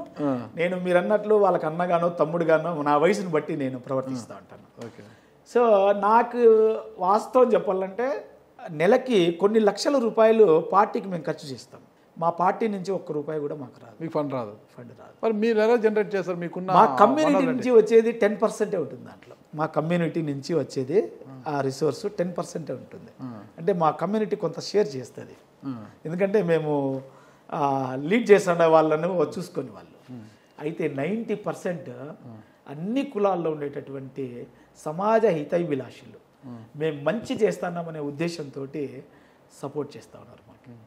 సో అందరి సహకారంతో మేము వెళ్తూ ఉన్నాము, అందరి కోసం పనిచేస్తూ ఉన్నాము. అందరి సహకారం తీసుకొని మా కోసం పనిచేయట్లే. మేము చేసే పని అందరిది అందరూ భావించి మాకు సహకరిస్తూ ఉన్నారు. మేము అందరి సహకారంతో అందరి కోసం పనిచేస్తూ ఉన్నాం. అన్ని ఇష్యూస్ మీద మేము మాట్లాడతాం. అంటే సమాజ హితం కోసమే, సమాజంలో జరుగుతున్న అన్యాయాల కోసమే మీరు ఖచ్చితంగా పోరాటాలు చేస్తున్నారా? 100%. 100%. దాని మీద ఎవరు కామెంట్ చేసినా కూడా మీరు నేను ఎక్కడ సమాధానం, ఎలాంటి డైవర్షన్ లేదంటారు? ఎలాంటి డైవర్షన్ లేదు, దానికి ఇంకో ముసుగు వేసేది కూడా లేదు. ఓకే, కులం ముసుగు వేసుకొని కులాన్ని అడ్డు పెట్టుకొని ఆ ఆదాయాన్ని సమకూర్చుకోవడం ఇలాంటి కార్యక్రమాలు చేయలేదంటారు? భారతీయ అంబేద్కర్ సేనగా మేము మొదలయ్యాం. మీకు ఐడియా ఉంటుంది. బాస్ అనే సంస్థ నుంచి, ఎంఆర్పిఎస్ నుంచి బయటకు వస్తాను. బాస్ సంస్థకి ఒక సిద్ధాంతాన్ని నిర్దేశించుకున్నాము. ఎక్కడే కానీ కులాన్ని రియలిస్టిక్గా ఎక్కడైతే వివక్ష గ్రామాలలో జరుగుతుంది, నాట్ ఓన్ టౌన్స్లో అది పెద్దగా కనిపించకపోవచ్చు, ఉన్నా కూడా అది వేరే రూపంలో ఉంటుంది. తప్పుడు కేసులు పెట్టడము ఎస్సీ ఎస్టీల పేరుతో, లేదంటే ఒక కామెంట్ వచ్చినప్పుడు నేను దళితుని కాబట్టి కామెంట్ చేసినామని మాట్లాడడము, అది అట్లాంటి విధానాలకి మా పార్టీ కానీ మా వెనుకున్న సోషల్ మూమెంట్ కూడా వ్యతిరేకం. శివప్రసాద్ గారు కరెక్ట్గా ఉండొచ్చు. శివప్రసాద్ గారితో గతంలో నడిచిన వారు కూడా ఇలాంటి ఉద్దేశాలతోనే బయటికి వచ్చి బాగా ఆర్థికంగా కూడా ఎదిగి ఈరోజు నిలదొక్కున్నారు. కానీ మీరు అలా ఉన్నారు కాబట్టి మీరు ఒక సామాన్యుడిగానే ఉండిపోవచ్చును. కానీ మీ వెనకాల తిరిగి మీ జట్టులో ఉండిన వారు ఈరోజు అదే సిద్ధాంతాన్ని అవలంబించి కదా ఈరోజు ఆర్థికంగా పెద్ద ఎత్తుకు ఎదిగిపోయారు. సార్ ఇది 100%. అంటే దళిత ఉద్యమాల పేరుతో కొంత ఎస్సీ ఎస్టీ యాక్ట్ మిస్యూజ్ జరుగుతోంది. దళిత ఉద్యమకారుల్ని ఉపయోగించుకొని రియల్ ఎస్టేట్ వాళ్ళు, వడ్డీ వ్యాపారులు, పొలిటికల్ లీడర్స్ కూడా యాక్ట్ను మిస్యూజ్ చేస్తున్నారు. ఇక్కడ ఒక భూమిని కబ్జా చేయడము, ఒక దళితుని తెచ్చి ఫ్రంట్ ఫేస్ పెట్టడము, ఏమన్నా మాట్లాడితే అతను చూపించడం, అతనికి అంత పరిష్కారం అయినాక అతనికి తులమో పొలం ఇవ్వడం, అతను ముందు పెట్టుకోవడం జరుగుతుంది. ఇక్కడ ఎగ్జాక్ట్గా జరుగుతూ ఉన్నాయి. అయితే మా దగ్గర అది జరగడానికి అవకాశం ఇవ్వడం లేదు మేము. అందుకే మదనపల్లిలో చూడొచ్చు, ఎక్కడ భూ సమస్యల్లో మేము ఇన్వాల్వ్ అయ్యే చాలా తక్కువ ఉంటుంది. ఏదో జినైన్ ఉంటే తప్ప అక్కడికి వెళ్ళాం. మేము ఒకటి నిర్దేశించుకున్నాం, అంటే మేము మా అర్నింగ్, అంటే మీరు కూడా అడగచ్చు, మరి మీరేం చేయకపోతే, మీ పార్టీ నుంచి రాకపోతే మీ అర్నింగ్ ఎట్లా? శివప్రసాద్ గారికి వ్యాపారాలు లేవు, ఏం లేవు కదా, ఫుల్ ఫ్లెడ్జ్డ్గా మీరు ఉద్యమాల్లో ఉంటారు, మీరు బతికెట్లా? అంటే కుటుంబ జీవనం ఉంటుంది కదా, ఉంటుంది కదా, ఎట్లా అని. నిజమే, నా కుటుంబ జీవనానికి నాకు కావాలి. నేను ఇప్పుడు కూడా బాడిగ ఇంట్లో ఉన్నా, నాకు బాడిగ కట్టాలి, కరెంటు బిల్లు కట్టాలి, ఏది గ్యాస్ బిల్లు కట్టాలి, అన్నీ ఉంటాయి. నాకు కూడా పిల్లలు చదువుకుంటున్నారు, చదువులకు డబ్బులు ఉంటుంది, అన్నీ ఉంటాయి. ఎట్లా? అయితే భారతీయ అంబేద్కర్ సేన, నేను ముందే చెప్పాను, మేము కమ్యూనిస్ట్ నక్సలైట్ ఉద్యమ నేపథ్యం నుంచి వచ్చిన వాళ్ళు. సో మమ్మల్ని అక్కడ ఎవరు పోషించేవాళ్ళు? ప్రజలు పోషించేవాళ్ళు. ఆ ప్రజలే ఇక్కడ కూడా పోషించాలనేటటువంటి ఒక సిద్ధాంతాన్ని తీసుకున్నాం మేము. అందుకే ఆ బార్డర్ దాటలేము. ప్రజలు పోషించే ఆ బార్డర్ దాటేసి మమ్మల్ని మేమే పోషించుకునే ఆ మార్గాల వైపు మేము వెళ్ళట్లేదు. ఈరోజు కూడా నా కార్డు మీద వచ్చే బియ్యం తక్కువ పడితే నా ప్రజలు పంపించే బియ్యం, ఈరోజు కూడా నా ఇంటికి బియ్యం వస్తాయి. మీ ఇంటికి భోజనానికి వస్తాయి రోజు? మీరు రావచ్చు. మీ ఇంట్లో ₹2 కిలో బియ్యమే, స్టోర్ బియ్యమే ఉండాలి. అది ఉంటాయి, 2 రకాలు ఉంటాయి. ఓకే, అంటే నాకు 2 రకాల పరిస్థితులు ఉంటాయి. ఒకటి, నా స్టోర్ బియ్యం 100% తింటాం మేము. అదనంగా నాకు ఇంకా అవసరం, నా ఇంటికి చుట్టాలు, ఉద్యమకారులు చాలామంది వస్తూ ఉంటారు. కానీ ప్రతి ఏ ఇంట్లో పెళ్లి జరిగినా కూడా నా ఇంటికి బట్టలు వస్తాయి, నాకు బట్టలు పెడతారు, వాళ్ళ తమ్ముడిగా. సెంటిమెంట్ కాదు, వాళ్ళు నన్ను వాళ్ళ తమ్ముళ్ళలాగా, మీరు అన్నారుగా ఇంతకుముందే, ఒక తమ్ముళ్ళలాగా చూసుకుంటారు. నేను నెలకు ఇంతవరకు అంగడికి పోయి బియ్యం కొనేది అట్లాంటిది నాకు ఉండదు. నా ఇంట్లో బియ్యం అయిపోతే ఎవరెవరు బియ్యం తెచ్చేసి ఉంటారు. నా ఇంటికి కూరగాయలు, వాళ్ళు పండించే కూరగాయలు నా ఇంటికి వస్తాయి. ప్రేమతో వేస్తారా, భయంతో వేస్తారా? నన్ను భయపడాల్సిన అవసరమే లేదు, ఎందుకంటే నేను ఎవరిని బెదిరించను, ఎవరిని కొట్టను, తిట్టను. మరి ఎవరిని బెదిరించారు? అందరికీ మీరు అంటే ప్రేమ కదా, ప్రేమ కోసం అందరికి సమస్యలు ఉన్న చోటే పిటిఎం శివప్రసాద్ గారు ఉంటారు, ఉద్యమాలు చేస్తారు. మరి గతంలో ఆ మదనపల్లిలో ఉన్న ఒక డిఎస్పీ మిమ్మల్ని ఎందుకు ఎన్కౌంటర్ చేయాలని చూశారు? అది పోరాటంలో ఎందుకు ఎన్కౌంటర్ చేయాల్సి వచ్చిందంటే, ఒక దళిత అమ్మాయిని ఒక పైకులం అబ్బాయి చీట్ చేసి, ఆల్రెడీ మ్యారీడ్ వాడు, ఆ అమ్మాయిని వేరే రియల్ ఎస్టేట్ వ్యాపారి దగ్గర వాడు ఉండి డ్రైవర్గా వాళ్ళ బ్రదర్ని అని చెప్పుకొని, ఈ అమ్మాయి చాలా అందగత్తే, ఉషారాని, మీకు గుర్తు? తెలుసు. ఉషారాని చాలా అందగత్తే, సినిమాలో హీరోయిన్గా ఆఫర్ వచ్చింది అమ్మాయికి. బీఎస్సీ కంప్యూటర్స్ చేస్తాను అమ్మాయి. ఆ అమ్మాయిని వల వేసి వాడు పట్టుకొని తీసుకొచ్చేసాడు. సరే మ్యారేజ్ చేసుకునేసినాడు. మ్యారేజ్ అయిన తర్వాత ఆ అమ్మాయికి అర్నింగ్ లేదు కదా. అర్నింగ్ లేనప్పుడు ఈడు కూడా కేసులు అవి పెట్టి ఇబ్బందులు అయిన తర్వాత ఆ అమ్మాయిని తీసుకొచ్చి మదనపల్లి పెట్టి తిరుపతి నుంచి ఇక్కడ కూడా బతకలేక వాడు తీసుకెళ్ళి వాళ్ళ విలేజ్లో పెట్టినప్పుడు కోటకొండ అనే విలేజ్లో, ఆ విలేజ్లో క్యాస్ట్ చాలా డిస్క్రిమినేషన్ ఉంటుంది, సహజంగా ఉంటుంది. సో ఈ అమ్మాయిని సపరేట్గా పెట్టడం, ఈ అమ్మాయికి సపరేట్ ప్లేట్ ఇవ్వడము, అట్లా ఉన్నప్పుడు ఆ అమ్మాయి దాన్ని జీర్ణించుకోలేక, అంటే ఆ అమ్మాయి ఒక ఎంప్లాయీ కూతురు, తిరుపతిలో ఉండి బతికిన అమ్మాయి, అక్కడ క్యాస్ట్ని చూసిండదు ఆ అమ్మాయి, ఆ ఫీలింగ్ని. ఇక్కడ ఎప్పుడైతే ఈ వివక్షను ప్రత్యక్షంగా చూసిందో తట్టుకోలేక అమ్మాయి తిరుగుబాటు చేసిన క్రమంలో ఆ అమ్మాయిని ఏదో చేశాడని, హత్య చేశాడని మాకు తెలియడం. సో అమ్మాయిని తీసుకెళ్ళి తిప్పారెడ్డి హాస్పిటల్లో అడ్మిషన్ చేసి, ఆ తిప్పారెడ్డి హాస్పిటల్లో ఆ అమ్మాయికి డెంగీ ఫీవర్ అని చెప్పి ఆయన సర్టిఫికేట్ ఇవ్వడం. ఎవరు ఇచ్చారు? ఈయన డాక్టర్ తిప్పారెడ్డి గారు ఆయన ఇచ్చారని మాకు తెలియడం. ఈ తెలిసిన వెంటనే అప్పుడు నేను పీటీఎంలో ఉన్నా యాక్చువల్గా. అప్పుడు నాకు ఇక్కడి నుంచి ఒక ఫోన్ వచ్చింది. ఫోన్ వస్తే నేను అక్కడి నుంచి మదనపల్లికి వచ్చి వివరాలన్నీ సేకరించి, సో ఓకే వీళ్ళు ఒక డౌట్ ఎక్స్ప్రెస్ చేస్తున్నారు కాబట్టి దీన్ని రీపోస్ట్ మార్టం చేయాలా అంటే, సాయంత్రము లైట్ ఫెయిల్ అయిన తర్వాత పోస్ట్ మార్టం చేయకూడదు. ఇక్కడ పోస్ట్ మార్టం జరిగింది. పోస్ట్ మార్టంకు ముందే అమ్మాయి బాడీ మీద అక్కడక్కడ రక్తపు గాయాలు ఉన్నాయి అని చెప్పారు. సో ఆ గాయాలు ఎట్లా వచ్చినాయి, సో ఇక్కడ ఏమన్నా మతలబు ఉందా, దీని మీద రీపోస్ట్ మార్టం చేయాలని చెప్పి ఒక రిప్రజెంటేషన్ చేసాం. చేసిన వెంటనే అందరూ విరుచుకుపడ్డారు, పోలీసులు అంతా. అది ఎందుకో ఏమో, పోలీసులు అపోజిట్, డాక్టర్స్ అగెనిస్ట్ మాకి. సో ఆ సందర్భంలో ఇంకా ఒక పోరాటం అనివార్యమైంది. అంటే విజ్ఞప్తి చేస్తాం మామూలుగా, ఆ వినతులను పట్టుకున్నప్పుడు పోరాటం చేయాలి కదా. తిప్పారెడ్డి హాస్పిటల్, దేశ హాస్పిటల్ మీద కూడా మీరు దుర్మయం చేశారు కదా. అదే ఆయన అడ్డం వచ్చాడు అప్పుడు. ఓకే, మేమేం చేసాము, అసలు ఆయన డెంగ్యూ ఫీవర్ అంటా ఉన్నాడు, అంటే పొంతన లేకుండా ఉంది. అక్కడేమో పోస్ట్ మార్టం రిపోర్ట్ తీసుకుంటే ఊపిరి ఆడకుండా చేయడం వల్ల చనిపోయింది అని పోస్ట్ మార్టం రిపోర్ట్లో వచ్చింది. అంటే నీకు డెంగ్యూ ఫీవర్ వస్తే మళ్ళీ అక్కడ కూడా అదే రావాలి కదా, పోస్ట్ మార్టంలో అది రాలేదే. సో ఇదేదో మతలబు ఉంది. అసలు డెంగ్యూ ఫీవర్ అని ఆయన ఎందుకు సర్టిఫికేట్ ఇచ్చినాడు? అప్పుడు అసలు డెంగ్యూ ఫీవర్ అనేది నేను వినడం ఫస్ట్ కేసు అది. అప్పుడు లేదు, ఐ మీన్ 2002 ఇది జరిగింది.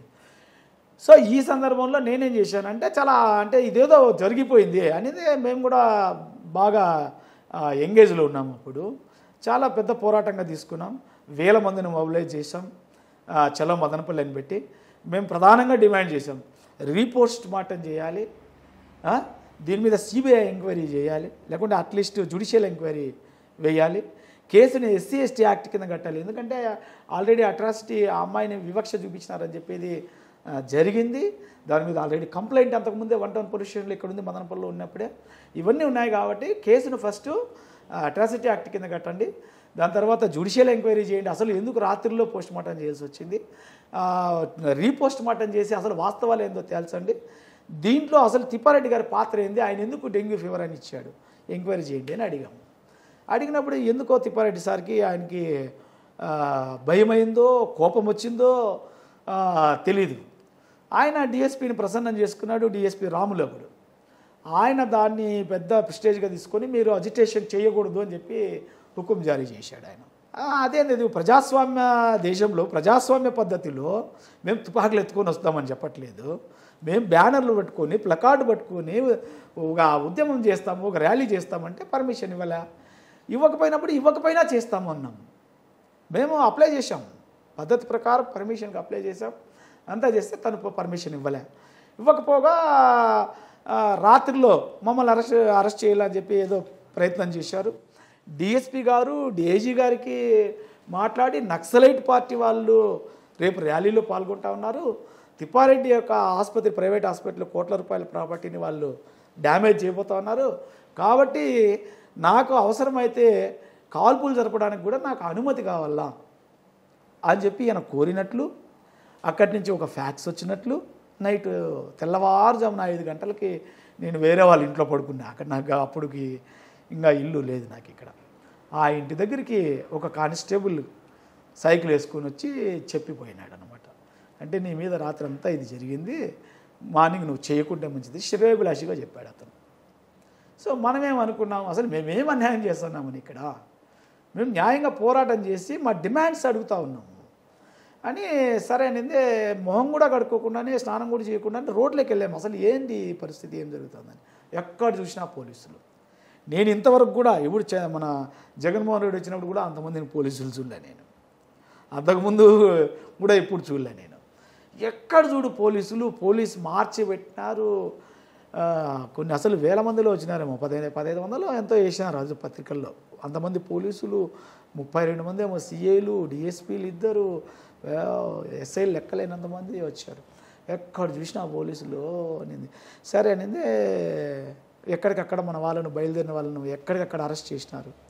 Mudivedu police station, Kothakota police station, Madanapalle 3 police స్టేషన్లో ఎక్కడ చూసినా అందరూ అరెస్ట్ చేసేసారు. సరే ఇంక అనివార్యమైంది, ఇంక మేము చేయాలని డిసైడ్ అయిపోయినాం. అందరు కూడా రాగలిగిన వాళ్ళందరినీ కూడా గవర్నమెంట్ హాస్పిటల్ కాడికి వచ్చేయమన్నాం. గవర్నమెంట్ హాస్పిటల్ కాడ చేరుకున్నాము. చేరుకోగానే అక్కడికి ఒక 400-500 మంది చేరుతానే పోలీసులు చుట్టుముట్టేసినారు. ఇంక మిగిలిన వాళ్ళని రానివ్వకపోయేసరికి మేము పోలీసులతో మాతో ర్యాలీ చేయకూడదని, వాళ్ళు ర్యాలీ చేయాలని మేము గవర్నమెంట్ హాస్పిటల్ ముందరనే పెద్ద గొడవ అయింది. ఒక సిఐ ఆర్గ్యుమెంట్లో మాట్లాడుకునే సందర్భంలోనే ఏం నీకు అంత పొగురు అని చెప్పిందే తుపాకీ తీశాడు ఆయన బయటికి. తుపాకీ తీస్తే ఏమి తుపాకీ తీస్తావు, ఏం కాలుస్తావా అని నేను కూడా బటన్స్ ఓపెన్ చేశాను. బాగా ఘర్షణ అయింది. అప్పుడున్న సిఐ మధ్యలో దూరి ఇద్దరిని తోసి ఇచ్చేసాడు. సరే మళ్ళా ర్యాలీ మేము చేసేదే అన్నాం.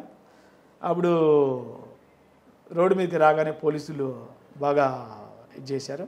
సరే ఒక డిఎస్పీ, పలమనేరు డిఎస్పీ అప్పుడు వచ్చి చర్చలకు వచ్చాడు. మదనపల్లి డిఎస్పీ చేయలేడు కాబట్టి ఆయన వచ్చి మీరు అన్నట్లు SC/ST యాక్ట్ కింద కన్వర్ట్ చేస్తాం కేసుని, కేసు 3 ఇది రీపోస్ట్ మార్టం చేయిస్తాం.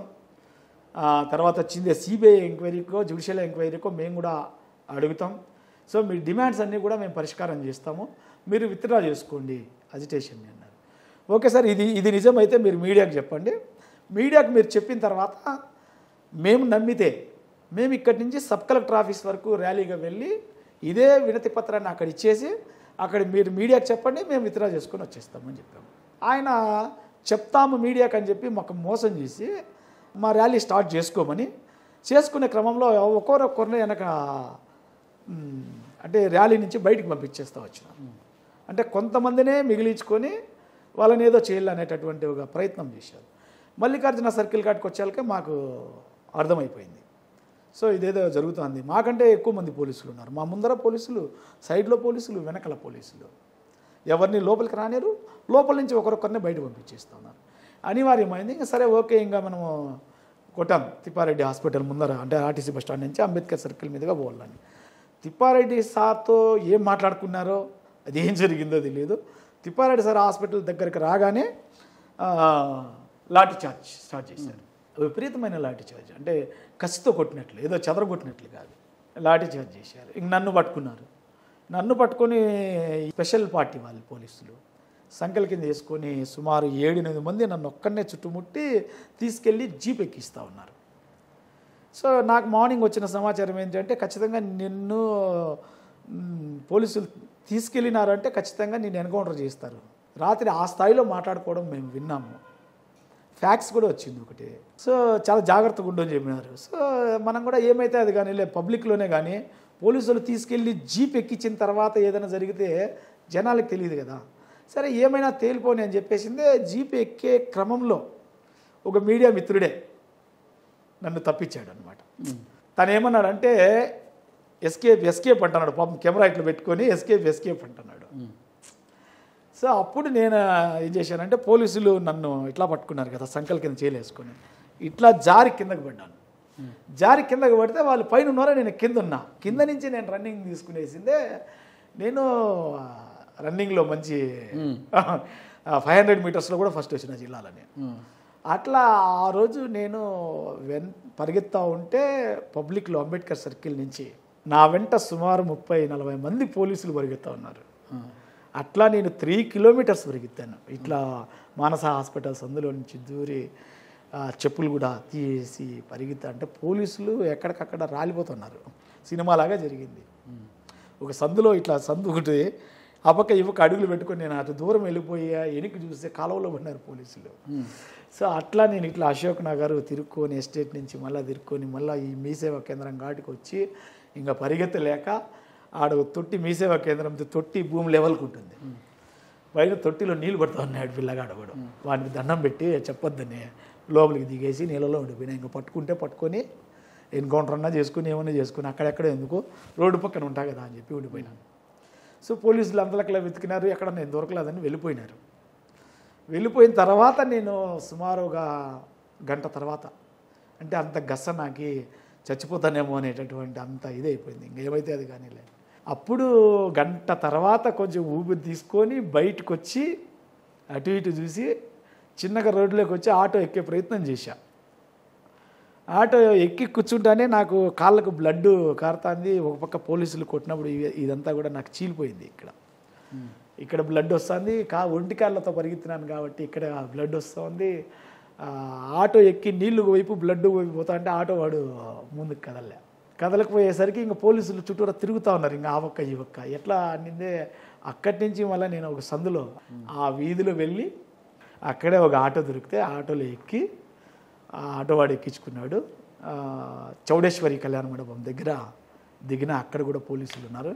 ఆటో అట్లే పెట్టుకోమని ఆటోలోనే కూర్చొని తర్వాత ఒక బస్సు వస్తే చిన్నగా ఆ బస్సులో ఎక్కి మొలకల చెరువుకు పోయినా. మొలకల చెరువుకు పోతే మొలకల చెరువులో కూడా పోలీసులు ఉన్నారు. సరే మొలకల చెరువులో దిగి ఒక సైడ్కి వెళ్ళిపోయి ఒక లారీ ఎక్కినాను. కదిరిలో దిగి అక్కడ ఒక కాయిన్ ఫోన్ నుంచి మన మదనపల్లి ప్రెస్ వాళ్ళు నాకు చాలా అసలు నా ప్రాణాలు కాపాడింది ఆ రోజు. ప్రెస్ జర్నలిస్ట్ అందరూ ఫ్రెండ్స్ అట్లా ఉండేవాళ్ళం మేము. మళ్ళీ వాళ్ళు టెన్షన్ పడతా ఉంటారని నేను ఫోన్ చేసి ఇక్కడికి మళ్ళీ సమాచారం ఇచ్చిన. నేను కదిరిలో ఉన్నాను అంటే నేనేమైనా అనేది పెద్ద ఇది ఇక్కడ సస్పెన్స్ అనమాట. ఇట్లా వచ్చినాను అని నాకు డబ్బులు కూడా లేవు. ఇంకా మళ్ళీ అక్కడిని మన ప్రెస్ నుంచి ఒక అతను అక్కడ కదిరిలో ఒకరికి ఫోన్ చేస్తే అక్కడ డబ్బులు తీసుకొని నేను మళ్ళీ హైదరాబాద్ వెళ్ళి హైదరాబాద్లో ఉండి వచ్చాను. ఇంకా మళ్ళీ ఉన్నారు ఇప్పుడు ప్రాణాలతో ఉండి మీడియా సహచరులు మీడియా మిత్రుల సహకారం వాళ్ళే నాకు 100%. అది మరి పేర్లు కూడా చెప్పచ్చు నేను, కానీ చెప్తే బాగుంటుంది. ఓకే సరే, ఎందుకులేండి ఈరోజు విషయం. సరే, మరి అలాంటి ఉద్యమాల నుంచి వచ్చి ఈరోజు మరి ఈ రాజకీయ పార్టీ బుర్జువా రాజకీయ పార్టీలకి వచ్చిన మీరు ఏం సాధించాలనుకున్నారు? మదనపల్లె అంటే ఈరోజు రాజంపేట పార్లమెంట్ అభ్యర్థ లేదంటే మదనపల్లె నియోజకవర్గ అభ్యర్థ అనేది ఇంకా ఫైనల్ కాలేదు కాబట్టి ఒకవేళ నిజంగా మదనపల్లె ఎమ్మెల్యే అభ్యర్థి అయితే ఏం సాధించాలనుకున్నారు? రాజంపేట పార్లమెంట్ అభ్యర్థి అయితే ఏం సాధించాలనుకున్నారు? ఎందుకంటే ఒక మీరు లేగ దూడ లాంటి వారు. ఇక్కడ 2 ఎద్దులు బలమైన ఎద్దులు వచ్చి పోరాటం చేస్తుంటే ఒక లేగ దూడ లాంటి మీరు మధ్యలో దూరాలని చూస్తున్నారు. వారు కొమ్ముల వాడికి వేడికి మీరు తట్టుకోగలరా? అసలుకి నేరుగా చెప్పాలంటే ఇద్దరు ధనవంతుల మధ్య ఒక బలహీనుడు, ఇద్దరు బలవంతుల మధ్య ఒక బలహీనుడు ఇక్కడ పోటీ పడే పరిస్థితి. రాజంపేట పార్లమెంట్ తీసుకుంటే మిథున్ రెడ్డి, మాజీ ముఖ్యమంత్రి కిరణ్ కుమార్ రెడ్డి 100 కోట్ల సంచుల బ్యాగులు తీసుకుని వాళ్ళు వస్తున్నారు. ఇక మదనపల్లె నియోజకవర్గానికి వచ్చాక అసెంబ్లీకి వచ్చాక ఇక్కడ నిషార్ అహ్మద్ కావచ్చు, షాజాన్ బాషా నేను 50 కోట్లు అంటే నేను 60 కోట్లు అంటే నేను 60 అంటే నేను 70 అని నోట్ల పందారా మారుతున్నారు ఇక్కడ. మరి ఈ పరిస్థితుల్లో పీటీఎం శివప్రసాద్ గారి పరిస్థితి ఏంటి? సో నేను పోటీ చేస్తే అంటే మా పార్టీ పోటీ చేయమని చెప్తా ఉంది కాబట్టి పార్లమెంటుకో అసెంబ్లీకో పోటీ చేయాల్సి వస్తుంది అనివార్యమవుతుంది. పోటీ చేస్తే నా కోసం నేను పోటీ చేయట్లే. నా కోసం నేను చేస్తే నేను జన బలహీనుడిని అవ్వచ్చు. నేను ఖచ్చితంగా ప్రజల కోసము సామాన్య మధ్యతరగతి ప్రజలు కూడా ఎన్నికల్లో నిలబడచ్చు. ఎందుకు నిలబడకూడదు? 100 కోట్లు ఉండే వాళ్ళే ఎప్పుడు ఎన్నికల్లో నిలబడాలా? సామాన్యుడు కనీసం ప్రయత్నం చేద్దా? ఎవరో ఒకరు నిలబడి ఒక ధైర్యాన్ని ఇవ్వకపోతే రేపటి తరం ఎప్పుడు కోటీశ్వర్ల వైపే చూస్తూ ఉంటుంది. ఎలక్షన్ వస్తే సామాన్యుని వైపు కూడా ప్రజలు చూడాలి. చూసేటటువంటి ఒక పరిస్థితిని క్రియేట్ చేయాలి. ఓటుకి నోటు ఇవ్వకపోతే ఎన్నికలనే బాయ్కాట్ చేసే పరిస్థితి. మేము ఓటు వెయ్యము, బూత్కు వెళ్ళి ఓటు వెయ్యమని బాయ్కాట్ చేసే పరిస్థితి ఈరోజు మనం చూస్తున్నప్పుడు ఈ నేపథ్యంలో మీరు చెప్తున్నది జరుగుతుందా? 100% జరుగుతుంది. ఒక మనిషి, ఒక లీడర్, నేను 30 ఏళ్ళుగా ప్రజలు నన్ను పోషిస్తున్నారు. 30 ఏళ్ళుగా నన్ను పోషిస్తా అంటే ప్రజలు ఇప్పుడు రేపు నేను ఎలక్షన్స్కి వెళ్తే నాకు వాళ్ళే డబ్బులు ఇచ్చి ఓట్లు వేస్తారు, నేను డబ్బులు ఇవ్వడం కాదు. ఓకే, నేను ఛాలెంజ్గా చెప్తా ఉన్నాను. మీ కుటుంబ పోషణకు సహకరించిన వాళ్ళు మిమ్మల్ని చట్టసభల్లోకి పంపించడానికి ఆ మీట నొక్కుతారా వచ్చి? 100% నొక్కుతారు సార్. ఎందుకు నొక్కుతారని నేను చెప్పగలుగుతున్నానంటే, నేను తమిళనాడు రాజకీయాలు చూసా. మా పార్టీ లీడర్ నిలబడితే ఎన్నికల్లో, మా పార్టీ లీడర్ నిలబడిన కాడ ప్రతి ఇంటి నుంచి ఆయనకు ఓట్లే కాదు నోట్లు కూడా వస్తాయి. ఎలక్షన్స్లో ప్రచారం చేయడానికి నోట్లు కూడా ఇస్తారు, ఓట్లు కూడా వేస్తారు. ఇప్పుడు నిన్న చంద్రబాబు నాయుడు గారి మీటింగ్ జరిగింది. జనాలు తీసుకురావడానికి ఎంత డబ్బులు ఖర్చు పెట్టారో అడిగితే తెలుస్తుంది వాళ్ళకి. రేపు జగన్మోహన్ రెడ్డి గారు మేము సిద్ధం అంటారు, జనం సిద్ధంగా లేరు, మీరు డబ్బులు ఇచ్చే సిద్ధంగా తెచ్చుకుంటున్నారు వాళ్ళని. కానీ మేము జనాన్ని స్వచ్ఛందంగా, మాకు జనాలు డబ్బులు ఇచ్చి వస్తూ ఉన్నారు. సో రాజకీయాల్లో కూడా మార్పు వస్తుంది. ఎప్పుడు డబ్బులు ఇచ్చిన వాళ్ళకే ఓట్లు వేస్తారనేది లేదు. ఎందుకంటే తమిళనాడులో నేను ప్రత్యక్షంగా చూసా. మా పార్టీ 4 ఎమ్మెల్యేలు డబ్బులు లేకుండా గెలిచారు. సామాన్యులు, అతి సామాన్యులు, నాలాగా ఉద్యమాల నుంచి వచ్చిన వాళ్ళు గెలిచారు. గెలిచి వాళ్ళు ప్రజలకి ఎంతో సేవ చేస్తూ ఉన్నారు. వాళ్ళని ప్రజలు చాలా గుండెల్లో పెట్టుకున్నారు. అక్కడ పరిస్థితులు వాళ్ళకి అనుకూలించిండవచ్చును గాక, ఇక్కడ పీటీఎం శివప్రసాద్కి కలిసి వచ్చే అనుకూలించే అంశాలు ఏంటివి? నేను ప్రజలతో ఉన్నాను. నేను ఎప్పుడే కానీ ప్రజలకి ఇబ్బందికరమైన ఎట్లాంటి పరిస్థితుల్లోనూ నేను ఇన్వాల్వ్ అవ్వలేదు. నెంబర్ 1. నేను నిజంగానే సేవ చేయాలనుకునేవాడిని.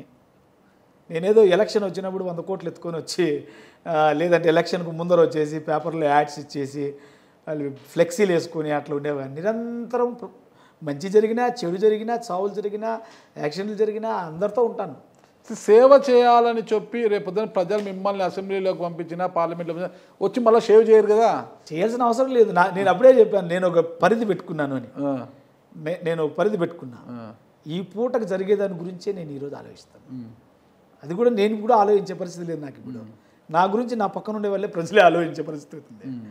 కాబట్టి నాకు ఇంకేం కావాలి? నేను పదవే కావాలని అనుకుంటే నేను ఏరే పార్టీలో దేంట్లోకి పోయినా నేను 35 ఏళ్ళుగా ఉద్యమాల్లో ఉన్నాను. ఇప్పుడు నిన్నలా మొన్న వచ్చిన వాళ్ళు కూడా ఎమ్మెల్యేలుగా, ఎంపీలుగా వెళ్ళిపోతూ ఉన్నారు. నేను కూడా ఏదో పార్టీకి భజన చేసి వెళ్ళిపోతే నాకు కూడా అద్భుతమైన పదవులు వస్తాయి.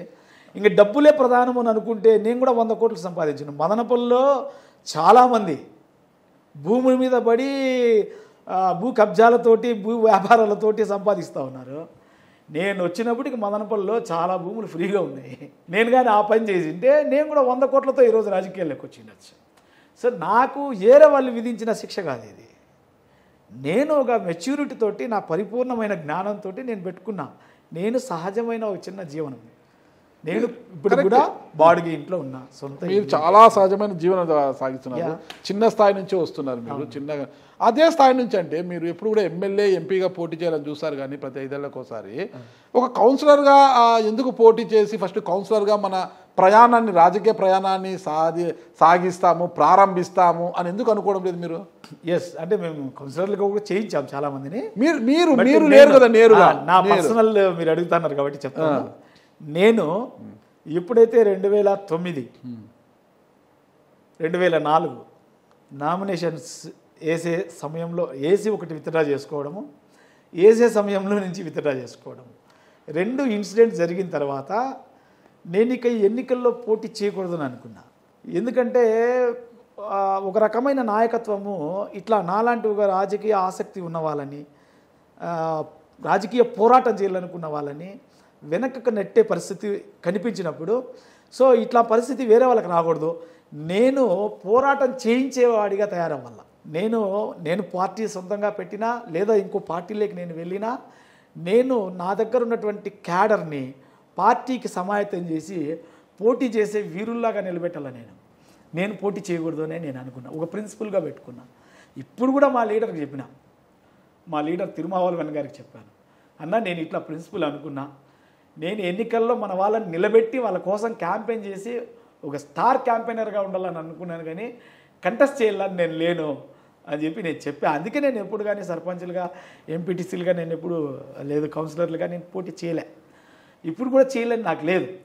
పార్టీ ఆదేశిస్తే నేను చేయాల్సినటువంటి అనివార్యత వస్తుంది. సరే, పార్టీ ఆదేశించింది అనుకోండి, ఒకవేళ సరే పార్లమెంట్ వద్ద అసెంబ్లీకే పోటీ చేయి అని మీ పార్టీ ఆదేశిస్తే, మదనపల్లె నియోజకవర్గంలో ఇంతవరకు మీరు చూడని అభివృద్ధి ఏముంది, మీరు వస్తే ఏం చేయాలనుకుంటున్నారు, అసలు మీ విజన్లో ఏముంది?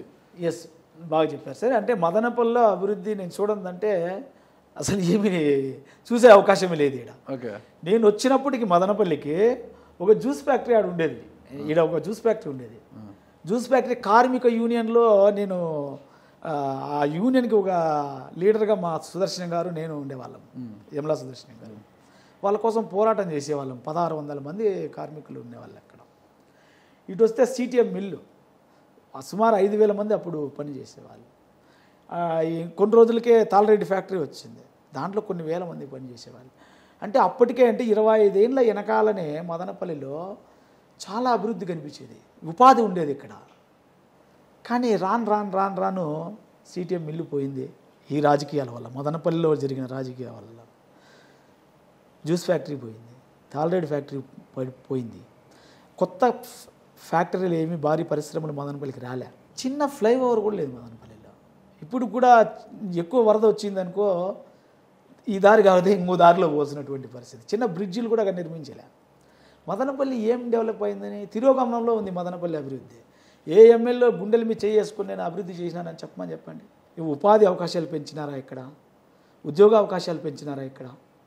లేదా మదనపల్లిలో ఏమన్నా శాశ్వతమైన అభివృద్ధి ఏమన్నా ఉందా ఇక్కడ? ఏం లేదు. ఉన్న బీటీ కాలేజీని కూడా నిర్వీర్యం చేసి నాశనం చేసినారు.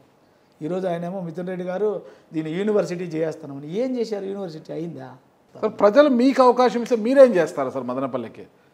ఖచ్చితంగా మదనపల్లి అనేది బెంగళూరుకి ఒక 1.5 ప్రయాణం దూరంలో ఉంది. 100 కిలోమీటర్లు. 100 కిలోమీటర్లు ఎయిర్పోర్ట్ నుంచి 1.5 ప్రయాణం. సిటీలోకి పోయే కంటే మదనపల్లికి వస్తే వాళ్ళకి బ్రహ్మాండమైన సౌకర్యం ఉంటుంది. మదనపల్లిని ఖచ్చితంగా మేము సమాఖ్యాంధ్ర మూవ్మెంట్ అప్పుడే చెప్పాము, మదనపల్లిని ఐటీ హబ్గా డిక్లేర్ చేయండి అని. అప్పుడు గవర్నమెంట్ అప్పుడు ఎలక్షన్స్ 2014 దాంట్లో మేనిఫెస్టోలు పెట్టాలని పార్టీలన్నీ డిమాండ్ చేశాం. నేను చెప్తాను ఖచ్చితంగా మా పార్టీ గెలిచినా గెలవకపోయినా మదనపల్లిని ఒక ఐటీ హబ్గా తయారు చేయాలనేటటువంటి ఒక డిమాండ్ తోటి మేము వెళ్తాం. ఇన్ కేస్ మదనపల్లి ప్రజలు కానీ అవకాశం ఇచ్చి చట్టసభలకు పోయాల్సిన అవసరం వచ్చింది అంటే ఖచ్చితంగా మదనపల్లి ఖచ్చితంగా ఒక ఐటీ హబ్గా తయారు చేస్తాం. దానికోసం నిరంతరం ఫైట్ చేస్తాం. చుట్టూరా భారీ పరిశ్రమలు, గతంలోనే ఒక వైభవం ఉండేది మదనపల్లికి, రెట్టింపు వైభవం వచ్చే విధంగా ఇక పారిశ్రామిక అభివృద్ధి జరిగే విధంగా మేము ఖచ్చితంగా నిర్ణయం తీసుకుంటాం. అదేవిధంగా మదనపల్లిలో రోడ్స్ ఎక్స్టెన్షన్ జరగాలి, ఫ్లైఓవర్స్ రావాలి, ఇక్కడ రకరకాల బ్రిడ్జెస్ నిర్మాణం జరగాలి, ఇవన్నీ కూడా జరగాలి. అవన్నీ జరిగే విధంగా చూస్తాం. అదేవిధంగా మదనపల్లి జిల్లా కావాలి. ముఖ్యంగా మదనపల్లి జిల్లా చేయకుండా వైసీపీ పార్టీ అన్యాయం చేసింది. ఇప్పుడు వచ్చి చంద్రబాబు నాయుడు గారు మేము వస్తే జిల్లా చేస్తామన్నా, ఆయన ఉన్నప్పుడే చేసిండొచ్చుగా. ఆయన ఉన్నప్పుడు ఏం అడ్డం ఉండింది? ఆయనే ముఖ్యమంత్రి ఉన్నాడుగా, అప్పుడు కూడా చేయలేదు కదా. లేదా అప్పుడున్న ఏమన్నా ప్రత్యేక ఏమన్నా ఆయన బీటీ కాలేజీని యూనివర్సిటీ చేసిండా, లేదంటే బీటీ కాలేజీని రివైవ్ చేసి దాన్ని ఏమన్నా పెద్దగా చేసిండా, లేకుంటే రకరకాల ఆయన ఐటీ మీద చాలా అంటే హైదరాబాద్ నేను పెద్ద విశ్వనగరంగా తయారు చేశానని, ఐటీ హబ్గా చేశానని మాట్లాడుతూ ఉంటాడు కదా. మరి బెంగళూరుకి కూతవేటు దూరంలో ఉండే ఈ 1.5 ప్రయాణ దూరంలో ఉండే మదనపల్లిని ఏం అభివృద్ధి చేశారు చంద్రబాబు నాయుడు కూడా? ఏం చేయలేదు. ఇప్పుడు నేను మొన్న కూడా వచ్చాడు ఆయన, ఏం చేస్తానని చెప్పాడు. ఇక్కడ పర్టికులర్గా ఈ ఇష్యూని నేను క్లియర్ చేస్తాను, ఈ సమస్య చేస్తానని నేను చెప్పలా. మాట్లాడాడు, జిల్లా నేను వస్తే జిల్లా చేస్తానని చెప్పాడు. ఎట్లా చేస్తాడో ఒక హేతుబద్ధమైన ప్రక్రియ కూడా చెప్పలా. పక్కనే రాయచోటి అడిగారు, రాయచోటి మరుసటి రోజు స్టేట్మెంట్ ఇచ్చారు, అవును అప్పుడు రాయచోటి నేను చేస్తావు అని. నువ్వు చెప్పాలి కదా ఒక హేతుబద్ధమైన మదనపల్లిని ఈ విధంగా జిల్లా చేస్తాను, రాయచోట్లో ఇప్పుడే జిల్లాకు సంబంధించినటువంటి ఎస్టాబ్లిష్మెంట్ జరిగింది, దాని ఈ విధంగా వాళ్ళని సాటిస్ఫై చేస్తాను అని చెప్పగలగాలి కదా. చెప్పలే. ఇక్కడొచ్చి ఇక్కడ మాట, అక్కడొచ్చి అక్కడ మాట మాట్లాడేది. ఇదంతా కూడా ఎలక్షన్ కోసం ఆడుతుండే డ్రామా. టీడీపీ అయినా వైసీపీ అయినా మదనపల్లికి ద్రోహమే చేసింది. జిల్లా విషయంలో మదనపల్లి అభివృద్ధి విషయంలో కూడా అన్యాయమే చేసింది. మదనపల్లి ప్రజలు ఖచ్చితంగా బెంగళూరు మీద ఆధారపడే ఈరోజు జీవిస్తూ ఉన్నారు. మనం శనివారం వస్తే చూస్తే తెలుస్తుంది, బస్సులన్నీ కూడా కిక్కిరిసిపోయి వస్తాయి. అందరూ పోయి బెంగళూరులో బతికి వీకెండ్స్కి అందరూ కూడా మదనపల్లికి వస్తూ ఉంటారు. వాళ్ళకు సరైన బస్సు సౌకర్యం కూడా లేదు. ఇప్పుడు కింద మీద ఎక్కి రావాల్సిన పరిస్థితి ఉంది. అది కూడా కల్పించలేకపోయింది ఈ ప్రభుత్వం కానీ ఇక్కడున్నటువంటి ఎమ్మెల్యేలు కానీ. కాబట్టి మదనపల్లికి చాలా అన్యాయం జరిగింది. మదనపల్లికి చాలా సమస్యలు ఉన్నాయి. నిరుద్యోగ సమస్య ఎక్కువగా ఉంది. వ్యవసాయ సంక్షోభం కూడా ఉంది. వ్యవసాయాన్ని కూడా ఇప్పటికి కూడా సమ్మర్ స్టోరేజ్ ట్యాంక్కి నీళ్లు లేవు, అసలు అభివృద్ధి లేదు, చాలా అన్యాయం జరుగుతుంది సార్. మదనపల్లి అభివృద్ధి జరగాలంటే చూద్దాం, ప్రజలు పీటీఎం శివప్రసాద్ గారికి అవకాశం ఇస్తారేమో అని. కానీ ఒక్కటే అనుమానం, పీటీఎం శివప్రసాద్ గారు దీర్ఘకాలం పాటు అంటే ఇదే కండువాత అంటే ఇలా పోరాట స్ఫూర్తి, ఉద్యమ స్ఫూర్తి ఉన్న పార్టీలోనూ పనిచేస్తారా, లేదంటే ఈయన భవిష్యత్తులో తాను కూడా రాజకీయ ఆకాంక్ష పుట్టి నేను కూడా ఎమ్మెల్యే కావాలి అంటే ఒక వైసీపీలోనో ఒక టీడీపీలోనో ఉంటే బాగుంటుంది కదా అని ఆ పార్టీల వైపు మరలే ఏమన్నా అవకాశాలు ఉన్నాయంటారా? ఒక్కటైతే గ్యారంటీగా చెప్పగలను సార్, నా ప్రాణం ఉన్నంత వరకు బూర్జువా రాజకీయ పార్టీలోకి పోను. పక్క 100%. ఇది ఇట్లా మాట చాలా. ఇది బాబాసాహెబ్ అంబేద్కర్ ఒక సైద్ధాంతిక ఉద్యమాన్ని ఆధారం చేసుకుని, సైద్ధాంతిక నిర్మాణాన్ని ఆధారం చేసుకుని, అంబేద్కర్ లక్ష్య సాధనలో భారత రాజ్యాంగ సూత్రాలకు అనుగుణంగా ఏ పార్టీ ఉంటుందో ఆ పార్టీ విసికే పార్టీ, లేదా ఇట్లాంటి అంబేద్కరిస్ట్ పార్టీలతోనే తప్ప వేరే పార్టీలోకి నేను వెళ్ళను. బూర్జువా పార్టీలోకి పోరు. పీటీఎం శివప్రసాద్ గారి యొక్క భవిష్యత్తు కార్యాచరణ లక్ష్యం ఏమంటారు?